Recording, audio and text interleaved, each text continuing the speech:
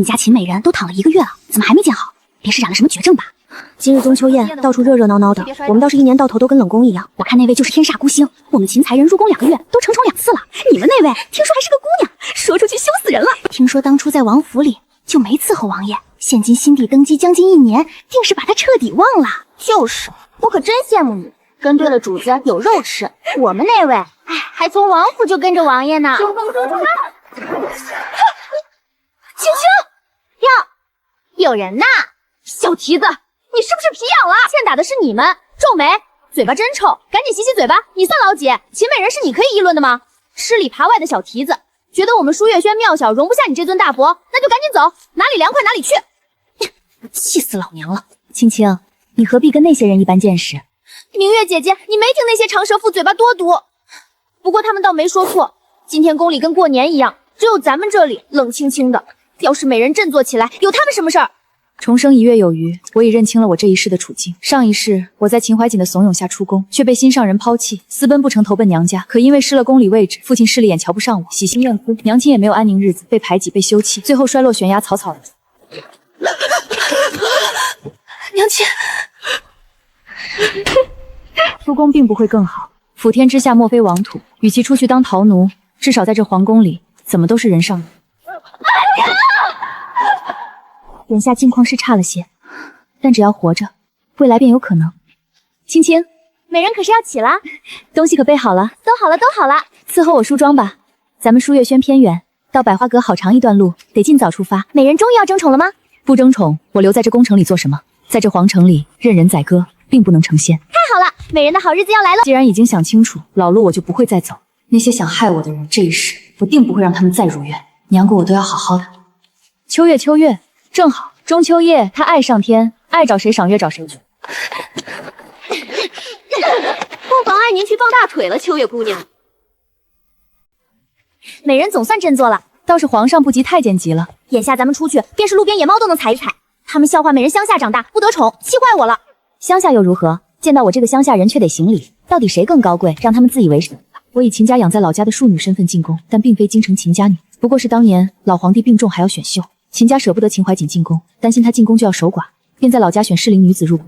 我爹倒是舍得卖女求荣，把我寄给了秦家做女儿。好在先皇后善妒，把我点给九王爷。新帝登基后，秦怀瑾如愿进宫，满打满算也不过2、3个月，而我已经是跟着新帝2、3年的老人了。不过我清楚咱们青青是为了我好，可急也没用啊，急皇上就会来吗？我知道，我就是看隔壁有赏赐，而且秦才人才进宫多久，都侍寝了。可美人还是闺女，我眼红啊！你知不知羞？宫墙里没有恩宠钱切惨点是福气。美人，秦才人带人把奴婢架开，奴婢实在拦不住。你怎么没病死？谁能想到平日里柔弱的秦才人会有这跋扈的一面，而这一面只对着妹妹我。姐姐大驾光临，不知有何贵干？见你一面比皇上还难，不知道还以为咱们舒月轩是冷宫呢。妹妹身体抱恙，自然闭门不见，免得传染给姐姐。姐姐错失皇上的恩宠，到时就不知该怨谁了。同姐姐一道入宫的秀女那么多，姐姐又非姿色最佳，自是得宠一天算一天。至于亏心是谁在做，想必姐姐比妹妹清楚吧？装什么清白大闺？不是我们秦家，你这个乡下丫头能进宫？别太得意，一副狐妹子的模样，给谁看呢？你的意思，皇上的女人是狐妹子？古往今来，狐妹一词必与祸国殃民挂钩。姐姐诅咒谁呢？我是说，你就会使这些破玩意儿勾引人。姐姐说的什么胡话？既跟了皇上，自是以皇上为尊。难道姐姐成日脸也不洗，手也不擦？知道你平日里在皇上面前扮可怜装柔弱，有多讨人厌吗？主子在说话，你碍什么眼？死奴才！才人恕罪！才人恕罪！该死！我的人轮不到你教训。你这巴掌是罚你越俎代庖，不懂规矩。不会喊你一声姐姐，真以为自己是我姐了吧？怎么是打呢？这叫教你做人。我位分比你大，教你又怎么了？喊你一声姐，不过是走个过场。你们说说，谁才是姐姐？美人，秦美人说的是我，永远是你姐。秦才人每回来都这样，还要拿走美人的东西，怎么跟强盗一样？太虚伪了，表里不一。不过是几瓶香膏香露罢了，不打紧。美人使不得，无妨。人有贪欲，姐姐这善妒又爱攀比，以后也吼得她跳得空。才人说不得隔壁这些香膏真有用，瞧着才人的肌肤更细腻白滑了。都是些狐媚男人的烂招率。咱们才人貌若天仙，便是不用这些野极美。皇上龙章凤辞，要是当初爹爹不给秦柳师这个贱人机会，现在哪会有这么多烦心事？要是当初在前体就跟着皇上，那该多好。秦才人上个月就在准备秋夕宴的献艺曲目呢，美人什么都没准备。谁说没有？我带这张嘴过去。舒月轩最近伙食不好，今夜全当改善伙食了。美人心态真好。这可是少有能见到皇上的机会了，下一回不知道什么时候呢。咱们皇上今天可没这个心思，这也不是一件衣服、一首曲子就能拿下的。美人生的美，我勉强信了。美人，我以前一道进宫的同乡，现如今管着承恩不事宜，我塞了些银钱让他替我打听，才知道原来美人的绿头牌压根没放上去过。这要是能被翻牌子，那真是活见鬼了。到底是谁和我们美人有这样的仇？稍安勿躁，快了。别人来赴宴都是花枝招展、争奇斗艳，美人倒好，素面朝天就来了。秋夕宴，皇上可高兴不起来，我就不白费功夫了。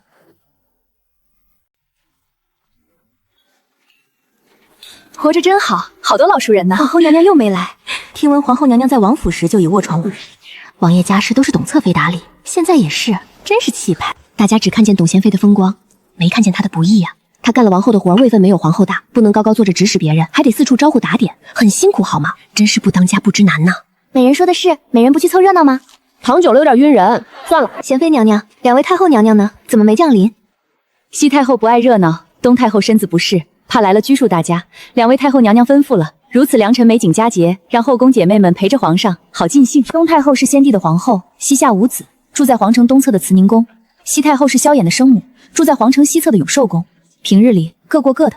东太后出身显赫，花一样的年纪进宫伺候老皇帝，倒也是捞了个太后的位置。西太后以前只是先帝的昭仪，没背景，不受宠，母子俩都备受冷眼。谁料到儿子争气啊，无人问津的九王爷一登基，一下子摇身一变，从无人搭地的老妃子变成一人之下万人之上的皇太后。皇上驾到！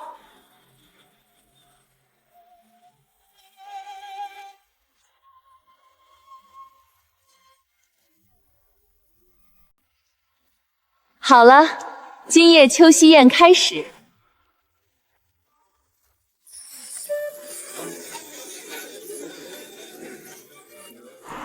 都是妖艳贱货。孟才人和秦怀瑾一起入宫，如今这两人是皇帝跟前最受宠的新秀女，一直在互别矛头。皇上，臣妾也为您助兴。皇上，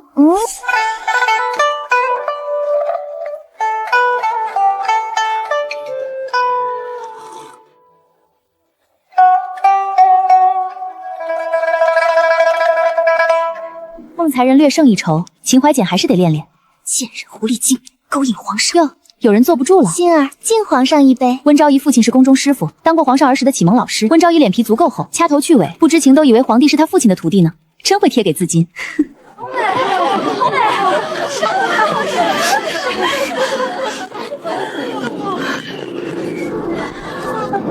皇上，咱去外面瞧瞧，也跟大家热闹热闹。走吧。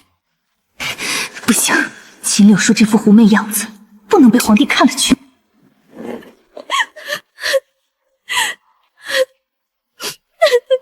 皇上和董贤妃快过来了，给他表演舞台了，这是。秦才人这是怎么了？回皇上，贤妃娘娘，臣妾……姐姐刚才还在说呢。你做什么？你是我姐姐，我自然懂。回皇上，贤妃娘娘，姐姐心善柔软，这是想起家中亲人了，所以才一时失了礼数。臣妾感慨万千，心中彷徨，惊扰了圣颜，还望皇上和娘娘恕罪。你也是有孝心，快擦擦眼泪，烟花错过就没有了。是。皇上喜欢有孝心的，也不知道今晚会翻谁的袍子。定然是才人，才人那一曲可比那位秦才人强多了。净室房的人来了吗？是不是我？回才人，没有。秦柳碎，姐姐，你怎么也过来小竹林了？你也来赏月吗？大半夜不回宫，鬼鬼祟祟的。你来这里做什么？妹妹宴中饮了几盏酒，心中烦热无睡日，便走到这里来。此处赏月极佳，姐姐要不要一起？乌呲嘛黑的，谁要来这里赏月？阴森森的，你不是要做什么亏心事吧？这皇宫里让真龙坐镇，谈何阴森？况且我来赏月，能有何亏心事？姐姐不要以己度人。一副狐妹子的样子，你不要老是用这种语气对我说话。你以为你是谁啊？皇上，这附近的舒月轩住的是秦美人和秦才人两姐妹，便是大理寺少卿两位千金。皇上果然在这呀！姐姐以为我是谁？别以为你姓秦就是我妹妹，乡下长大的，能和我比吗？平日里柔弱温情的秦夫人，竟也有这般对人恶语相向的时候。宫里的女人向来表里不一，也罢。爱说就多说点儿，让皇上多听听。我自是姐姐的妹妹，姐姐忘了爹爹的嘱咐吗？姐妹要齐心。秦柳思非你妹妹一事，是欺君大罪，在宫里要切记隔墙有耳。若是捅出来，咱们秦家全都吃不了兜着走。刚进宫时忽悠她出宫，偏偏又临时改变主意，动不得又说不得。要是3年前爹爹不找这个乡下人替我选秀就好了。哼，是我秦家之女又如何？我在京中长大，在爹娘膝下长大。你看看我的名字，再看看你的名字，就知道什么叫来路不正了。那又如何？好姐姐，来路不明的东西，你何时见过一个大家闺秀取名柳色？什么轻佻土包？名字不过代号，姐姐是不知这世间有多少女子连名字都没有，只能被人胡乱的依照排行换大娘、二娘、三娘的，早已。这世间许多女子，确实连名字都没有。秦家二小姐倒是有点见识。你可知我的名字是怎么来的？怀瑾卧鱼，穷不得所事，出自《楚辞9章》，哪像你低贱卑微，连名字都像街边捡来的。再说的更大声些，好叫一旁林子里的皇帝全部都听。皇帝自己就是庶出，也不是受宠。上一世他登基后不中嫡，不讲出身，才能揽居那么多能人志士为他效力，这才叫格局。哼，秦博远那个老狐狸，怎么能养出这样2个不同的女儿？妹妹一直都有个疑问，我一不受宠，二不招惹姐姐，为何姐姐总是和我过不去？要不是因为你，我应该住到富丽堂皇的宫殿里，而不是无人问津的舒月轩。我倒是瞧着舒月轩挺好，远离喧嚣，独有一番静。我金枝玉叶，这破地方哪里配得上我？姐姐想多了，皇上心中眼里岂是这方村社稷非为内人，能为皇上分忧便为皇上分忧，如若不能，也不该给皇上添堵。倦鸟归巢，后宫是皇上的起居之地，若是真想来，多远都会来的。鬼才要来这破地方待着。你爱赏月就赏个够吧！以其人之道还治其人之身，果然最有用。用秦怀瑾的招数对付他，连他自己都受不了。皇上，奴出去让秦美人回去，别碍着皇上您清静。你回去，别来烦我。美人，咱可要回去了，夜深了，天有点凉，再让我待一会儿吧，难得清静。每年秋夕节，朕皆心情不愉，今日来此，心中烦梦竟然消退不少。宫中竟有这般女子，没有一丝世俗之气。美人，有人过来了。今日虽是极佳机会，但皇上，咱们改日再会吧。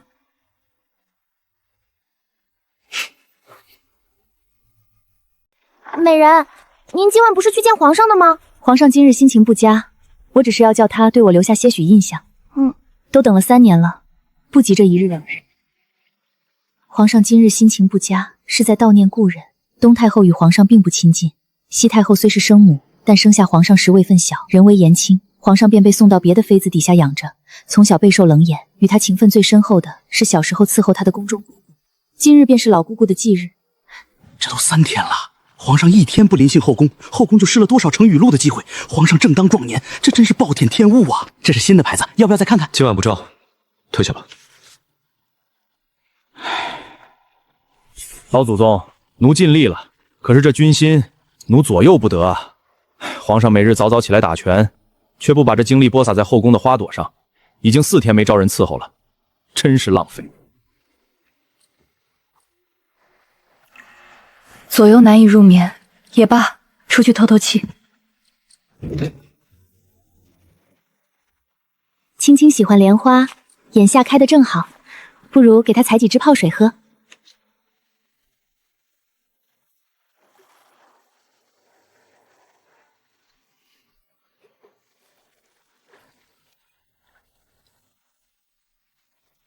朕遍寻宫中才找到这棵药浴的场所。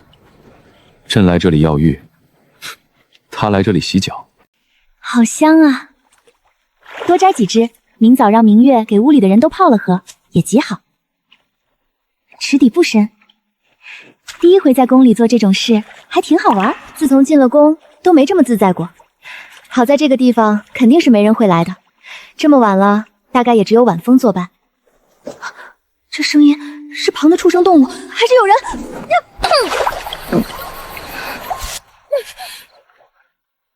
浪荡子！朕用这药池子解毒，世上无人知晓。快放开！若是有异违，此人人头不保。不放，你又要如何？不止浪荡，还流氓！本宫是皇上的人，你这般无礼，就不怕宫规处置？哼，便是无礼，你又能如何？不知你是何人？想必是皇上的亲戚贵族，我不过宫里不受宠的无名之人，求你，求求你放了我！夜里无眠，来此处纳凉，见池中有莲花，便想采走几株，不曾想惊扰了贵人，求贵人放了我，我这就走。想必贵人亦是皇上的客人，既是皇上的客人，想必断不会做对不住皇上算的事情。我也是皇上的人，如果贵人硬来，那还不如直接将我摁死在这，不下性命。我生时无辜无分，能否让我死后能留下一些清誉？想走，就这么让你走？我这个孤魂野鬼岂被亏了？眼下就快鸡鸣之时，我衣裳尽失，实在不雅。贵人便是念在皇上的面子上，也莫要为难臣妾。应当没有露出破绽，永江帝软硬不吃，但应该不会怀疑我这个手无缚鸡之力的女子。哼，说起来，哀家和你们算有缘，你们父亲的亲娘和哀家正是表姊妹，名义上你们得称哀家一声表姨奶呢。姨奶奶，姨奶奶，这就是养在老家的那个，果然比我们京师的女儿家出色。太后娘娘过奖了，皇上驾到！这一大早上都不知道行了多少礼了。便是为了少行礼，老娘也要往上爬。看别人对自己又跪又拜，滋味应该很不错吧？母护宫里今日真热闹。今日他们来请安，老姑姑提了一嘴，这两个我本家人便留下来看看。哦，起，这不是……他不会要说昨晚吧？回皇上宫宴，臣妾感怀落泪，丑态惊了龙颜，还望皇上见谅。正是你了，也不知这两个丫头伺候的如何。她们若能替我多尽尽心，哀家也就安心了。瞧瞧这话说的，好似真多母子情深一样。都会演，秦才人机灵，秦美人真静，倒是姐妹互补。不是我不爱说话，而是一个是假姨奶奶，一个是假夫君，都不熟好吗？母后不用操心，既然是您的表外孙女儿，自然礼仪举止不差。可皇帝瞧着冷冰冰的，暗箭伤人倒是厉害。可是怀瑾或玉，穷不得所失的怀瑾。正是，皇上饱读诗书，真是无所不知。皇上定是听见昨夜的话了，这明摆着在揶揄。只有秦怀瑾以为自己被夸了。名字？那你呢？叫什么名字？回皇上，臣妾名唤柳四。可有什么来头？并无什么来头。原是这般。皇上定是喜欢我这种有学问的名字。既是亲上加亲，等会儿再让人给你们送些见面礼。秦美人从舒月轩这般远的地方走过来，累坏了吧？来跟太后请安，能嫌远吗？不远，臣妾走过来正好锻炼身子。倒是位玲珑佳人，我说怎么气色这么好呢？看来哀家也得学一学。太后这般仙子般的容貌，哪还用得着这些？敢抢我的风头！太后不知，妹妹是真闲不住。我今早听院里的侍女说，晨间起来就看见妹妹从外面回来，衣裳都湿了呢。真是见不得我好啊，给我泼脏水了，这是湿了身子。我是听侍女说的，难道是那下人看错了，还是乱编排的？我回去一定好好教训他们。皇上既然悄悄跑去那里，又差点想将我灭口，想必不想人知道。唉，要不要说实话呢？和秦怀瑾不和这种事，眼下也不能显露出来。永江帝不喜欢后宫窝里斗，也不喜欢参与后宫女人堆的事情。那侍女没看错，臣妾夜里难眠烦闷，便去园子里散心。走着走着，闻见莲花池里的香气，便想着去摘几枝莲花，早晨可以泡露水喝。可不知那池水浅，一不小心栽了进去。臣妾以为那个时辰必然无人，便没惊动下人，自行回了舒月轩。没想到竟然被人看去了。皇上不像不悦的样子，这步棋走对了。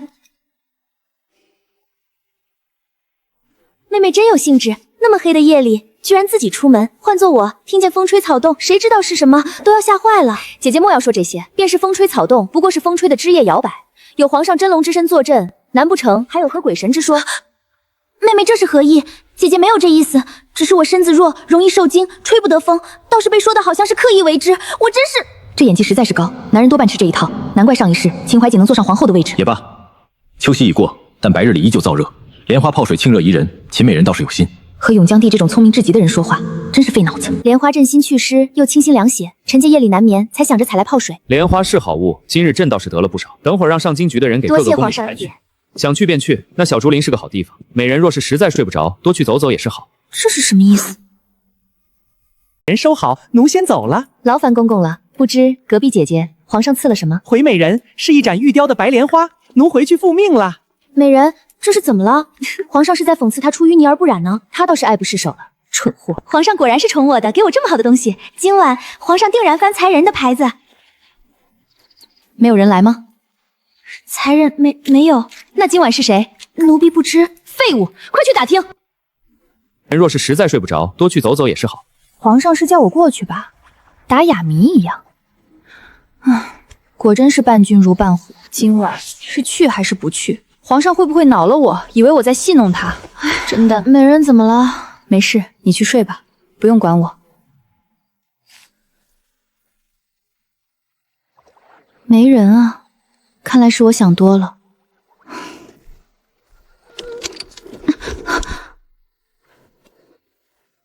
你在寻朕？不是你叫我来的吗？还问？怎么不说话？臣妾没想到真的是皇上。你什么时候知道是朕的？臣妾不敢欺瞒皇上，但请皇上不要生臣妾的气。臣妾今日不是故意不说，昨晚在这里有碰见皇上的。无妨。臣妾昨晚回去躺在床上就想明白了。哦，你想明白什么？臣妾昨晚实在失态，脑子便不清醒。我回去躺在床榻上就在想，前日宫宴没听闻有宗亲进宫，也没人留宿皇宫，纵使有，想必也不会到这么远的地方来。而这皇宫都是皇上的，那么晚能在宫里来去自如的，臣妾想来想去，公公们声音尖细，大皇子还未这么大，也只有皇上了。而且昨日臣妾以为自己被人非礼，可若是坏人，那一定不会放过臣妾。不说侮辱，侵犯宫妃是大罪，坏人为了保命，便是把臣妾灭了口也是可能。想来想去，臣妾以为当就是皇上了。你倒也是机灵，今夜你倒是来得晚，叫我好等。臣妾担忧皇上恼臣妾昨夜失仪，心中难免害怕，一时便犹豫不决。朕还以为美人刻意吊着朕，你说你该不该罚？臣妾不敢，狗皇帝果然不好评。如此，让朕等了这么久，你是不是该让朕罚罚你？这种话叫人怎么答？难道我可以说你想得美？他不会让我也一起吧？还是让我看他泡汤？你可以回去，不然就替朕捶捶肩。回去？我是活得不耐烦了吗？皇上别逗我了。啊，不错，按按头。什么时候才能结束啊？我的手快要断了。你这般跪坐着，手脚可还能动？我有的选吗？难道叉开腿才捏？皇上是有点麻了。皇上，既坐麻了，不如下来陪朕泡一泡。倒也不用如此特殊哩。皇上，可还要臣妾给你按头？皇上，臣妾害怕，能否……你怕朕在这儿变猴急？你答朕一个问题，朕便放了你。这几年倒是冷落了你这个好姿色的，阴差阳错全错过。现在准备好伺候朕没？是我昨夜表现得过于贞洁烈女，皇帝才会这么问吗？你不说今晚就别想走。这宫里还有人等得像臣妾这样久吗？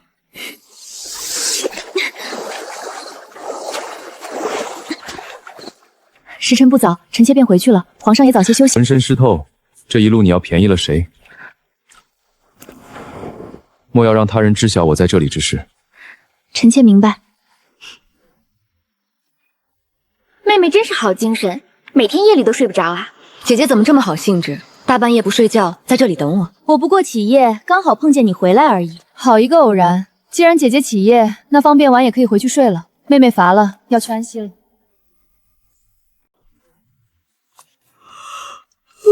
秦才人这是怎么了？大早上的打了多少阿钱？是不是身子不适？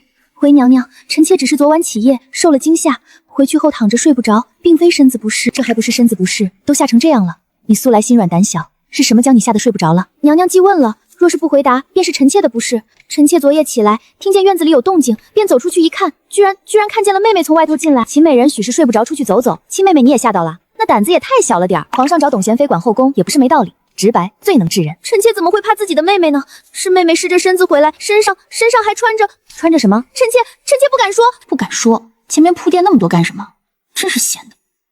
皇上驾到！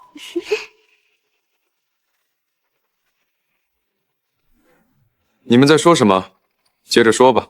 是这样的，皇上，我们刚才在说昨儿夜里。这有什么不敢说？秦才人，你且说一说，看到秦美人身上穿着什么？皇上还跟着演起来了，也是怪错心的。臣妾看妹妹外头罩着的衣服都快拖地了，起初以为是见到什么不干净的东西，后来细细一想，你是说秦美人穿着外男的衣服？臣妾不敢，许是妹妹有什么苦衷吧？这怎么可能？一定是有什么误会。正好今日都在此，秦美人，你就说一说，大家都明白了。真难办，出卖皇上指定不行，出卖自己那当然也不行。姐姐看错了吧？昨夜我走在林间，受了晨露才湿了身上衣裳，刚好碰见一位进师，他竟把手上的衣服给我了。我还想着得把衣裳还回去呢。之所以拖地，想必是那衣服做大了，或是体型偏大的宫女穿的吧？怎么可能？你撒谎！女子衣裳怎可能那样宽大？你看过？皇上，臣妾又不是瞎眼的，那真是男子的衣裳。既如此，便遣人去取了过来。朱安喜，去把昨晚那侍女也找来。是。哪有什么侍女？你们听说了吗？秦美人私会外男，不知检点，半夜外出溜达。对啊，回去的时候还穿了外男的衣服，真以为没人看见呢？这宫里处处都是眼睛。说什么呢？都给我闭嘴！哪里听来的胡话？主公，该干嘛干嘛去，小心人头不保。皇上，娘娘，奴把人带回来了。进来。赃物有了，人马也在此，真是大水冲了龙王庙。荒唐！你先退下，可能误会的是芹菜人了。芹菜人不知这衣服是皇上的。没想到是把脚使精，你没想到的东西多着呢。这怎么会是皇上的？出错了吧？这还能有错？皇上的衣物都是宫里独一份的，上服局的司衣亲手缝制，每一件上小到足袜，大到棉袄，都有真龙天子的金线标记，这还能错了？皇上，昨夜上服局那位侍女找到了。整个天下都是皇帝的，若他要无中生有，也是容易。朱公公也是位人物，皇上只一个眼神就猜到皇帝的意思，还这么快就办妥了。伴君如伴虎，过了少了都不行，只能刚刚好，也必须刚刚好。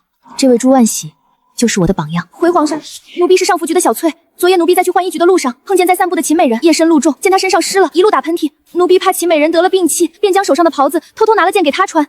灯火黑暗，奴婢本想拿便的袍子给秦美人披着，一着急反而拿了圣上之物。这两件差不多厚度，又都是一样的布料，奴婢摸黑瞧不出差距，这才不小心拿了皇上的袍子，求皇上恕罪，皇上恕罪。奴婢回去后才知道拿错了，急得不得了，可太晚了，院里的宫门已经下药，出去不得。今早奴婢正准备去舒月轩取回皇上的衣物，秦美人不肯说，想必是为了奴婢，私自把皇上的衣物外借。美人想必是不忍心，连借口都替我找好了。昨夜奴婢绕过舒月轩，并无见什么外男的身影，重重宫柜，便是侍卫也进不来，后宫也只有这些公公在了。想来这是误会一场，但奴婢私借皇上的衣物给他人有罪，求请皇上责罚。皇上，臣妾真的没想到那会是皇上的衣物。错了宫规是得罚，不过念在他心地也好，就罚他1个月的月金吧。皇上觉得怎么样？皇上，姐姐说到底也是为了皇上才会失了分寸，请皇上和娘娘莫要责怪姐姐，这样可就委屈你了。臣妾不委屈，既然事情已经清楚了，又没人被冤枉，这是最妥帖的。那这事儿就翻篇，当做是个误会，皇上以为如何？可，就照你的意思办。美人，方才你怎么还帮着那位秦才人？他都这样对你了，还能为什么？傻丫头，我还没有傻到以为皇上这次偏袒了我，就以为自己受宠了。算起来，我和皇上还没有他们亲近呢。你都知道我还是大闺女了，这是皇上的家务事，要是后宫秦家姐妹争宠、姐妹反目这样的风声传出去，这样卖给皇上一个人情，我也不亏。你家主子现在还没有权利在皇上面前折腾，要是闹大了，还没有到手的恩宠，估计就飞了。孰轻孰重，和皇上打交道真难。美人，皇上今晚传了美人事情。朱公公你来了，皇上宣了我吧？秦美人在哪儿？别在不知道当时隔壁秦才人的表情多难看。旁人认侍寝都是进士房的小太监来的，什么时候居然有朱万喜朱太公来通传？而且咱们美人还是第一次侍寝，真有面子。姑娘切莫动怒，秦美人这么久才侍寝，这不值得你置气，免得气坏了自己啊。今日的事倒让皇上想起他来了，我倒是无心插柳成了抬举他。正是如此，才人以后才跟莫要使义气。今日是才人给了这机会，要不这么一闹，跑到贤妃娘那里去，皇上会想起他来吗？美人可是高兴的不知所措了，临门一脚，反倒有些不习惯。美人这般可心的人儿，谁不得抢着要？谁得了不得捧在手心里？美人初次侍臣，心里自然会有些不安，待过了这个坎儿，都会好的。明月，你就会笑话我。不知他又发的什么疯，这么早就在准备啦？果真是下作玩意儿。这么多香膏香露，用得着这么多吗？别回头熏到皇上了。人喜欢拿过去便是了。不知姐姐来此有何贵干？妹妹正在沐浴，不便待客。妹妹头一回侍寝，不懂规矩。我今日前来是来教妹妹一些道理，尽一尽姐姐的职责，免得冒犯了皇上。毕竟你爹娘离得远，也没人教你这些事情，别人又不好跟你说。别使出那些狐媚手段勾引皇上，也别做出什么丢脸的事情，丢秦家的脸。伺候皇上的时候端庄点，别太丢人。要是换做上辈子，这些话老娘还真听不懂。现在还是黄花大闺女，却什么都听懂了。姐姐什么意思呀？什么是不端庄？你伺候皇上的时候还能是什么样子的？别以为能伺候皇上就如何，你的出身永远比我低贱。使不得，那是滚水。闹呗，闹到皇上面前最好。记住我说的话，别丢人现眼。美人可还疼着？一定很疼吧？奴婢这就去跟贤妃娘娘禀告。用，不打紧，也没烫伤，我没事。难道明明当初是他们家来求着我们进京的，现在却又处处看不惯你对付你，这是什么烂人啊？现在就算去跟贤妃娘娘说，也没有证据说这就是她烫的，而且找董贤妃有什么用？那怎么办啊？这就是人性，身处低位，我们没有任性的权利。饭要一口一口吃，往上也要一步一步爬。我去取药来，别擦，待会儿还要去承乾宫，你不用担心，我自有意思。美人真是俏丽，这般姿色跟了皇上这么久，竟等到今日才伺候。但也没办法，那时候皇上忙着在边疆征战，倒是冷落了美人。无妨，过了今夜，美人便是鱼跃龙门了。美人当心，注意脚下。美人，奴就送到这儿了，皇上等着美人。有劳公公。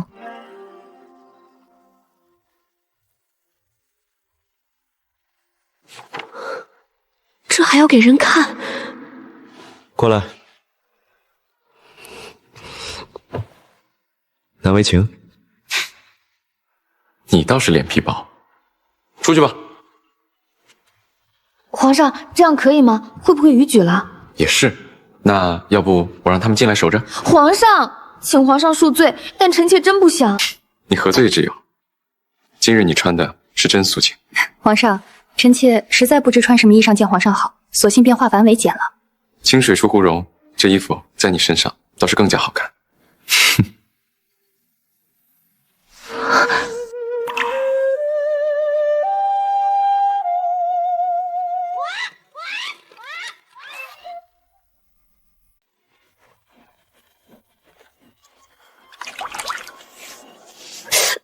这般红，怎么了？没事儿，就是臣妾今日不小心弄到的。是吗？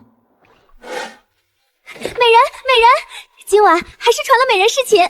只想装死。听说这还是皇上登基后第一回在妃嫔初次侍寝后，连着2天照同一人侍寝的。美人，您不知道，今天明月都忙着替您的党课，咱们这冷落的舒月轩也是要热闹起来了。都是一群趋炎附势之辈，不见也罢。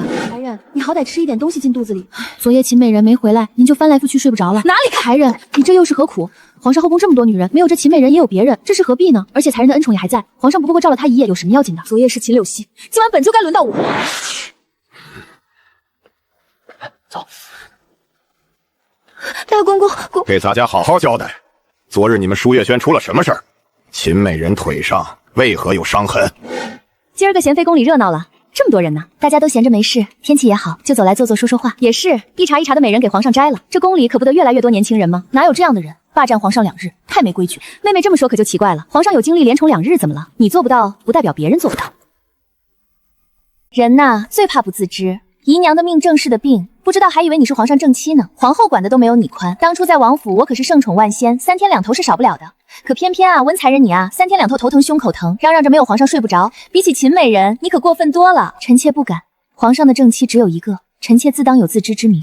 你也有资格嘲讽本宫不是正妻，不过是风水轮流转，真是把自己当根葱了。以后要是再胸疼头疼，就自己去挠墙吧。皇上可没空搭理你了，别没男人抱着就睡不着。不知淑妃娘娘在说什么？皇上不过是疼惜臣妾，才去了臣妾屋里，没空搭理娘娘。纵使臣妾的不是便是了，真是好样的。你就且再看看皇上如今还做不做你的贴心人罢了。我要是皇上，也宠亲人不宠你，整天看着你这张假惺惺的脸，就腻得慌嘞。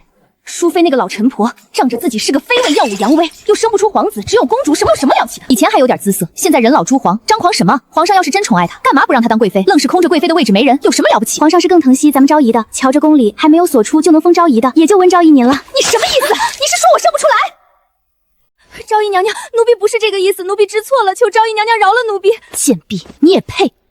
用了晚膳去把皇上请来，就说我肚子疼，疼得起不来床，吃不下饭了。是昭仪。过来，你倒是不怕热。臣妾体寒。你瞧瞧，有没有喜欢的名字？皇上要给臣妾换住所。怎么，不喜欢吗？狗皇帝真是一套一套的，要是真想给我升官，今天就下了圣旨了，哪有还等着和我商量？皇上的心意臣妾领了，但这些臣妾可以不要吗？我真是越来越狗腿了。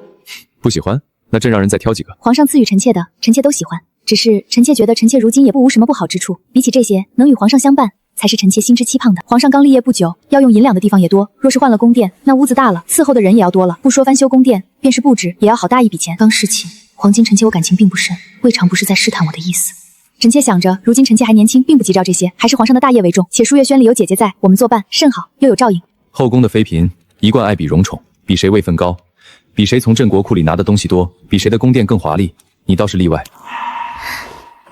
皇上，皇上，回皇上，何事？刚才温昭瑜那边派人来说温昭瑜腹痛难忍，吃不下睡不着，想请皇上去看看。朕又不是太医，腹痛难忍，找朕做什么？这个，看来这个秦美人后头还有大福气呢。你此处怎还会红？没抹药？皇上别看了，那你说说。就是臣妾沐浴时不小心打发滚烫的热水，不过并无大碍。你的侍女手脚如此不利索？不是，是臣妾自己。皇上，皇上，奴查到了，秦美人腿上的烫伤是她那位亲姐姐秦才人所致。听闻是秦美人沐浴时，秦才人进了去，拿着水倒进浴桶中。不过既是姐姐，应当是无意而至。朱万喜并非这么说。美人，时辰不早，起来吃些东西再接着睡吧。好困，真想睡到天荒地老。美人，朱万喜公公来传旨了，美人得起来谢恩啊。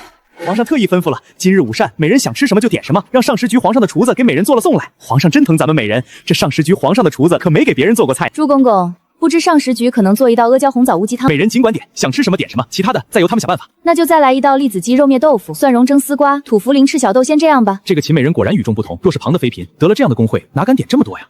那奴先回去了。辛辛苦苦伺候2天，任人宰割，吃他一顿黄宴怎么了？真该每次都吃呢。美人会不会点的太多啊？难道你担心我给皇上留下一个饭桶的印象？这里头有你们的份儿，才不多呢。美人你也太好了吧，真的好，真是天底下顶顶好的主子，连皇上省饭吃都没有忘了我们。别的主子总是又打又罚，您真好。美人，这前后对比也太大了。前头不受宠那时，别说这些山珍海味，就是想要新鲜点的菜都难，能入口那就很不错了。美人得了宠，真好，日子完全不同了。快把明月他们喊来，趁热吃。哎呀，美人怎么一滩红啊？可是美人的信期还要再2天啊！美人，朱公公又来了，皇上又宣了美人侍寝，也不带这么新鲜吧？后宫这么多花朵，也不用带着我使劲薅啊。信期也就这2天的事情，不会是提前了吧？明月，你去和朱公公说我小日子来了，然后去跟敬事房说一声。真是遗憾，也罢。若是今日秦美人来成了，那后宫估计得许多人坐不住了。要我说，这阵势3日都不止。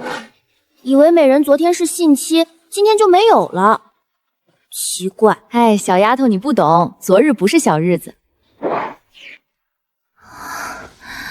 哎呦，美人你这才是真来小日子了，快给美人换身衣裳。前头3日，再加上美人来小日子要6、7日，算下来，美人要休息1旬了。美人更衣好啦，这都1个多月了，皇上怎么跟忘了美人一样？隔壁被传了2次。每次回来都要在书月轩里耀武扬威，奴婢看了真烦。前朝伺候皇上的女人多如羊毛，只承宠1次的数不胜数，我已经算好2次了呢。真案怎么去得这么快？失宠是一回事，奴婢担心的是得罪皇上而不自知，那就难办了。既走了这条独木桥，便只有兵来将挡，水来土掩了。给贤妃娘娘、淑妃娘娘昭仪问安。哟，这不是皇上爱得紧的秦美人吗？哦，不对，听说已经许久没侍寝了吧？皇上又没把我打入冷宫，别笑得太早嘞。瞧温昭仪说的，秦美人这脸蛋儿，别说皇上，连我都喜欢得紧。这姿色，这身段，咱宫里我瞧着是找不到第2个了。是啊，皇上有了秦美人这样天仙一般的美人，自然看不下那些年老色衰的了。温昭仪谁都瞧不上，占着永江帝的宠爱不尊高位，实在佩服。昭仪说的实在有理，在皇上眼里，现在除了秦美人，其他人大概都跟年老色衰一样吧。娘娘莫要打趣臣妾了。不说这些了，天气转凉，宫里该置办换季过冬的物件了。宁淑妃大气貌美，但性格不沉稳；董贤妃虽不得宠，但有永江帝的倚重，日子也不会太差。皇帝需要的就是他这样的帮手，管理后宫，不偏袒，不得罪，实诚但不蠢。不对，这宫里压根就没有蠢人，有的只可能是装蠢，不然早就死了。都1个多月了，皇上怎么还不招美人侍寝？既来之则安之，没召见我，但也没苛待我，起起落落乃是常态。美人怎么跟那老僧入定一样？不知道还以为您活了几辈子呢。是差不多了，这世间除了生死，还有何物更重要呢？肃静，肃静！皇上来了吧？美人不去问安吗？这太招眼了，还得找出根源才能对症下药。停驾！你怎么在这儿？回皇上，昨日贤妃娘娘吩咐上服局给臣妾添置冬衣，臣妾今日来给娘娘谢恩。哦，怎么走这里了？这话什么意思？以为我故意来偶遇她？回皇上，眼下秋高气爽，宫道飘着梧桐树叶，臣妾觉得甚美，便想一路走着，一路欣赏到这边来。那你好好欣赏吧。这狗皇帝怕不是有病？这是闹哪样？起驾！皇上，好巧啊！臣妾走过来就碰见皇上了。我是哪里得罪他了？比待我热情多了。起吧。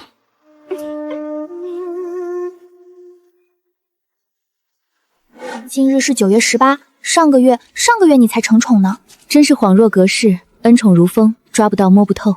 美人，今晚皇上召了美人侍寝。好嘛，皇帝的心思啊，真的比女人还难捉摸。劳烦公公。这位秦美人真是位妙人，这个月这么多风言风语，结果这位主子好似那些人说的不是他一样，换做旁人哪能如此淡然自若？皇上今晚会晚些回来，还请美人先进去等着。劳烦公公。1个多月没来，倒好似头一回来一般，真是一切回到原点呢。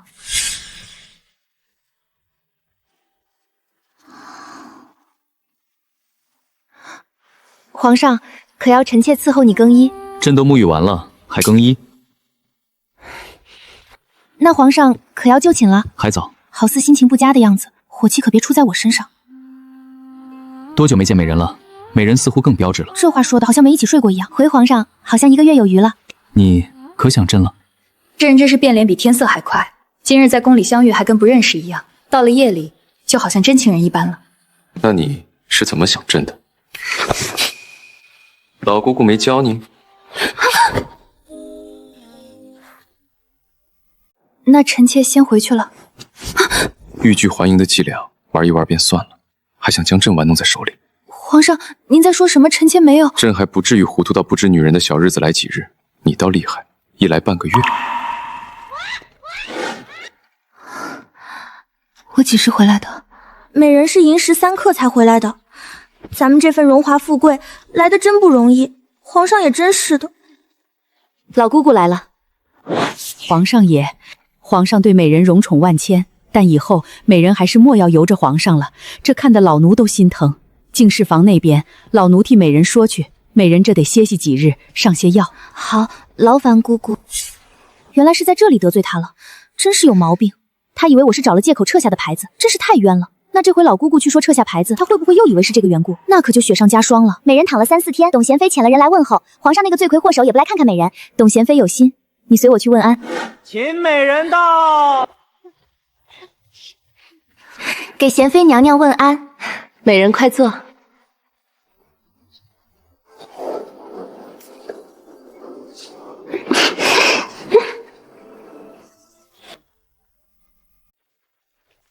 妹妹快来，咱们一起回去。哎呦，我说秦才人，你就体谅体谅你妹妹吧，刚病愈走不快的。谢昭仪关怀，已经好了。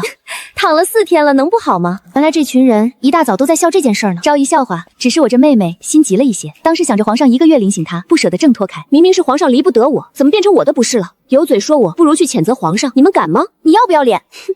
你们是不要的，我知道。你们是不是早知道了？这几日美人引病，我们担心美人动气。青青那日知道后，气得都哭了。我不会这种事情，只是不喜欢被蒙在鼓里的感觉。只要宠爱在，就不会少。所以以后不要再瞒着我了，知道吗？不过这倒是个好机会，这么好的八卦还带着他皇上，当然要让他知道。我可以让别人笑话，也可以受委屈，但不能白笑笑，也不能白受委屈。这是再好不过的争宠机会了。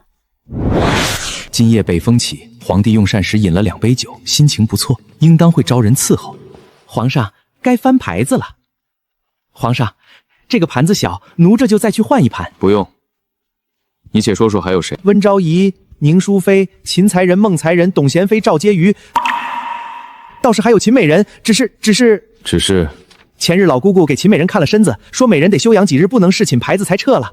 要不奴去请秦美人过来？既身子不适，那便让她养着。是，那皇上今晚免了。如今是什么时辰了？回皇上，刚过酉时。朕有些腻，出去走走吧。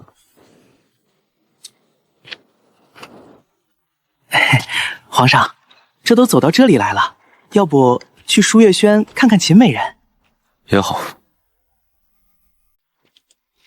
皇上，您来看臣妾了。你妹妹可在舒月轩？灯烛亮着，妹妹应该是在的。你且回去歇着，不用跟过来了。美人，可是还疼？疼倒是不疼了，但是老伯伯不是说这药得擦够5天才能好完全吗？都怨皇上，美人这般受罪，又有什么人知道？还得被人笑话。吉祥，给皇上请安。皇上，你就不用行礼了。怎么，话都说不好了？皇上，你怎么会来臣妾这里？怎么，朕还不能来看你？臣妾还以为皇上在恼臣妾呢，就偏要哪壶不开提哪壶。那日确实是朕不好。臣妾不是怪皇上，只是皇上若不给臣妾解释的机会，臣妾真是白受苦了。都怪皇上，害得臣妾1个月没能侍寝。又怪朕？也不怨皇上，是臣妾不懂事。那日回来，臣妾以为是小日子来了，便让人去净视屏把牌子撤了，见红了2天才好呢。结果又停了，臣妾还以为自己小日子不准，怎的提前来了又提前走了。后来这才3天，知道臣妾那面不是臣妾的信息，小日子真来了。哦，那是什么？还不是皇上。朕方才进来，听见你的侍女在说有人笑话你，谁欺负你了？终于自己想起来，和我来提一嘴，效果可就不同了。哪有什么人笑话臣妾？臣妾只要皇上知道，臣妾巴不得天天和皇上黏在一起，没有皇上以为的不想侍寝。你若不想说，我便问问旁人。哎，皇上别呀，赶紧的去问。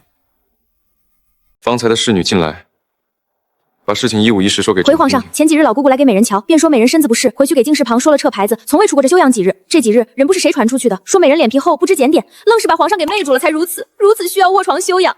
今日美人能走动了，第一时间就去向贤妃娘娘谢恩请安，可他们又都在取笑话美人。青青不必当这个坏人，谁在背后笑话他？若真想知道，让人去查便得了。皇上嘴长在旁人身上，皇上知道臣妾不是便成了。皇上可莫要为这件事情劳心伤神，那就又成臣妾的不是了。你怎知我心情不好？臣妾看到了。你不是受伤了，可好的差不多了，让朕替你瞧瞧。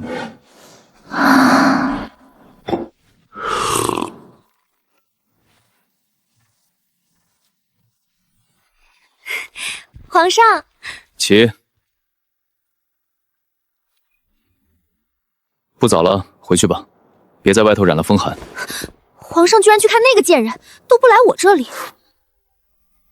才人，秦美人对外说是病了，皇上这才来看她的。你见过后宫这么多妃嫔亲生病，皇上去看过吗？也不知道使了什么狐媚技巧，把皇上勾成这样。才人，皇上虽然来看她，不也没有留下来吗？这宠爱给咱都不要呢。也是，看一眼就走，也不过如此。才人，打听到了，昨夜里皇帝回去的路上去了孟才人那里。贱人，他怎么勾搭皇上进去的？听闻是皇上自己走过去的。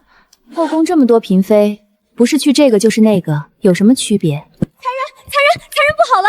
慌什么？毛毛躁躁的。朱公公来了，朱公公来颁旨，隔壁皇上升他做3品的婕妤了。恭喜婕妤，贺喜婕妤。皇上这是在弥补我被人嘲笑的委屈吗？上一世这个时候，我正跟娘亲颠沛流离，好在这一世一切都不同了，一切都会越来越骄傲。秦杰夫真是性情中人，但还请保重身子，奴先回去复命了。皇上，不对，秦美人，哦不对，秦婕妤高兴的呀，眼眶都红了，奴瞧着又多心疼。想来婕妤是感恩皇上受宠若惊来着。看来这委屈是受大了。柳丝来给贤妃娘娘谢恩，这里就咱姐妹俩，别整那么多娘娘虚的，就坐吧。这段时间真是委屈你了，瞧现在把你吓得如此谨慎。前头我也敲打过他们，别乱说，我顾背别人的嘴，好在传进皇上耳朵里了。皇上可上心了，让人去查。原是那日老姑姑出去时碰上秦才人，老姑姑嘴倒是严实，但以为是你姐姐关心你，便说了一嘴，谁知道这才传成这样。老姑姑是皇上身边的老人，皇上没重罚，那日说你不是的妃嫔都敲打了一遍。至于秦才人，你们姐妹也不好闹，我会同她说道说道。劳烦贤妃娘娘了。果然，皇上一句话比谁都管用，是咱们皇上英明。姐姐早啊，怎么看不到我吗？小小位分，却目中无人。给秦婕妤请安。贤妃娘娘有话跟你说，快些去吧。当心些啊，都是皇上私库的宝贝，抬到秦婕妤屋里去。不就封个婕妤吗？至于这样兴师动众的吗？搞得好像她是皇后一样。才人啊，隔墙有耳，要是被听去了，对皇后娘娘可是大不敬。皇上最厌恶后宫争宠，又是无事生非，弄得乌烟瘴气。秦美人既是他的女人，伺候他，你们碎嘴说他的不是，便也是在指责皇上的不是。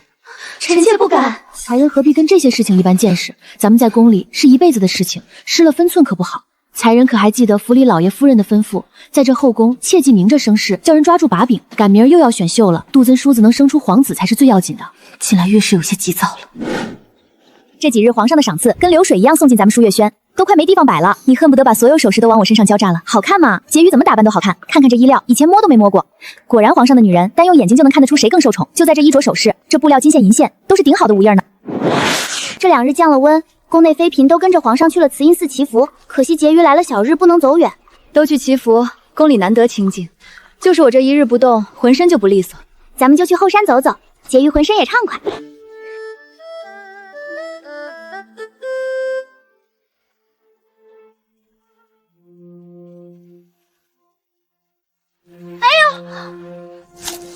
去瞧瞧，看看是怎么回事。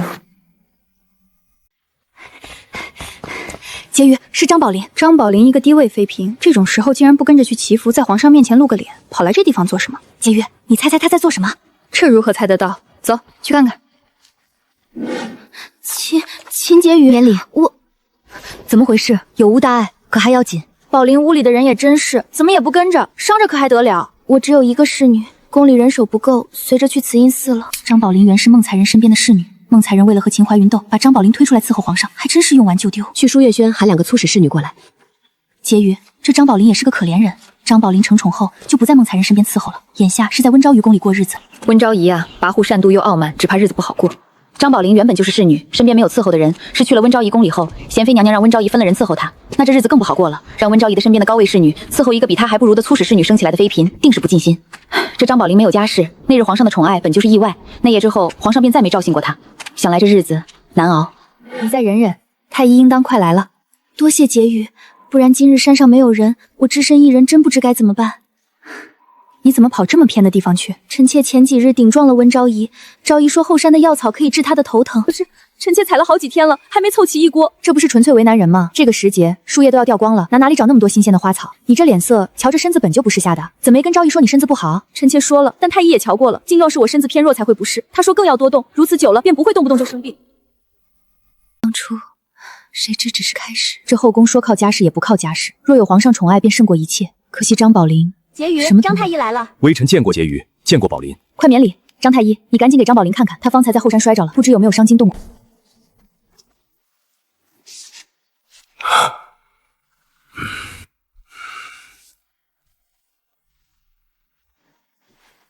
张太医，张宝林可有大碍？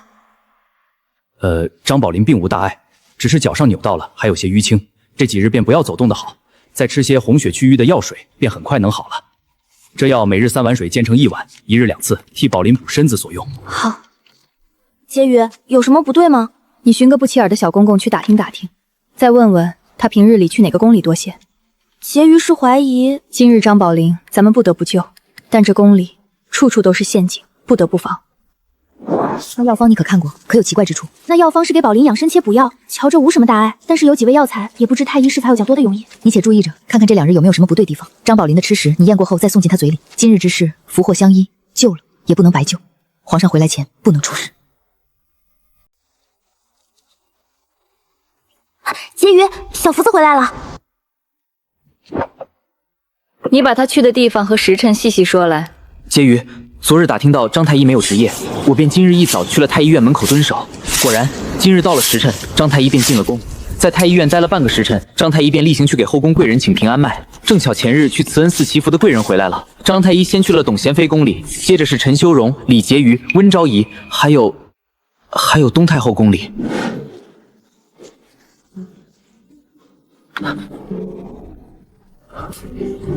他在太后宫里待了多久？足有小半个时辰。这就真是巧了。今日秦淮瑾也去了东太后宫里，请平安脉，何须这么久？是外男，和妃嫔相处的有些忌讳。婕妤猜一猜，奴还在太后宫外瞧见谁了？谁？还有温昭仪。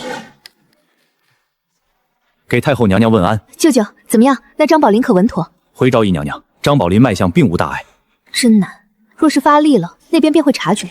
脉象没太稳，那肚子里的东西就除不掉。听温昭仪说张宝林有喜了，可是真的？是。那么高都摔不死他。那张宝林原是下贱粗使侍女，身子自然壮实。那现在如何？这事儿可办得妥当。昨个舒月轩那边间腿上情死伤着了，但只是皮外伤，我按照吩咐办了，想必无人怀疑，那药方也没有不妥之处。怎么还好好的，怎的还不滑胎？才人，这事儿急不得呀，又得是在秦婕妤身上出事，又要不露出马脚，急不得。若是着急，很容易成我们的罪过。他若送回来，就告他见死不救；若留在舒月轩，就让他在那里滑胎。舅舅可有把握？不敢说10足10，但9成9是有的。那微臣便先退下了。怎么他只侍寝一次就有了孩子？人各有命，有的人求不来，而有的人孩子就跟老天爷上赶着塞进去一样。太后娘娘，无妨，这么多年，哀家早就看开。哀家肚子不争气，但你们可要争气一点。要是让他捷足先登了，那夜他伺候皇上。不过一会回，怎就让他肚子里有了呢？皇帝正是龙阳体克之年，一回就有，那也正常。定是他抢了我的福气。哀家本还想着你能把皇帝的心笼络住，不曾想却被那乡下来的秦节仪勾了去。臣妾何曾不想把皇上日夜留着，只是哪有秦节仪那般不要脸？阿弥陀佛，你真要和这孩子过不去？张宝林就在你宫里，他身份低贱，那孩子就当为你生的也好，你抱到自己跟前养着，再寻个由头把他做了。太后娘娘，孩子能有这么好的机会栽赃秦柳溪，到时那真是一箭双雕，大快人心。那怎么还好好的，怎的还不滑胎？才人，这事儿急不得呀，又得是在秦婕妤身上出事，又要不露出马脚，急不得。若是着急，很容易成我们的罪过。他若送回来，就告他见死不救；若留在舒月轩，就让他在那里滑胎。舅舅可有把握？不敢说10足10，但9成9是有的。那微臣便先退下了。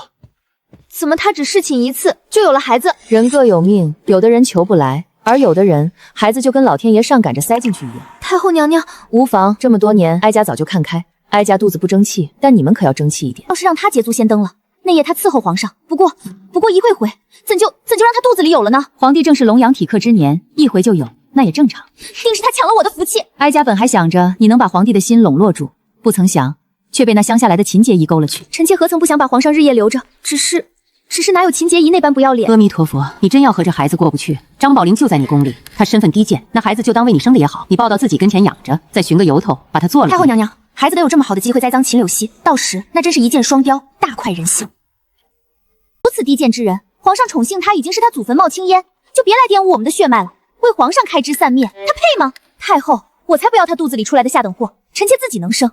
倒是那秦介仪，皇上何时对人这般好过？他要是留在后宫，那真是后宫的天塌了。也罢，年轻人的事儿，哀家也不想管。那张宝林身份是卑贱了些，生了皇子，委屈了皇帝，也委屈了那皇子有这样的母亲。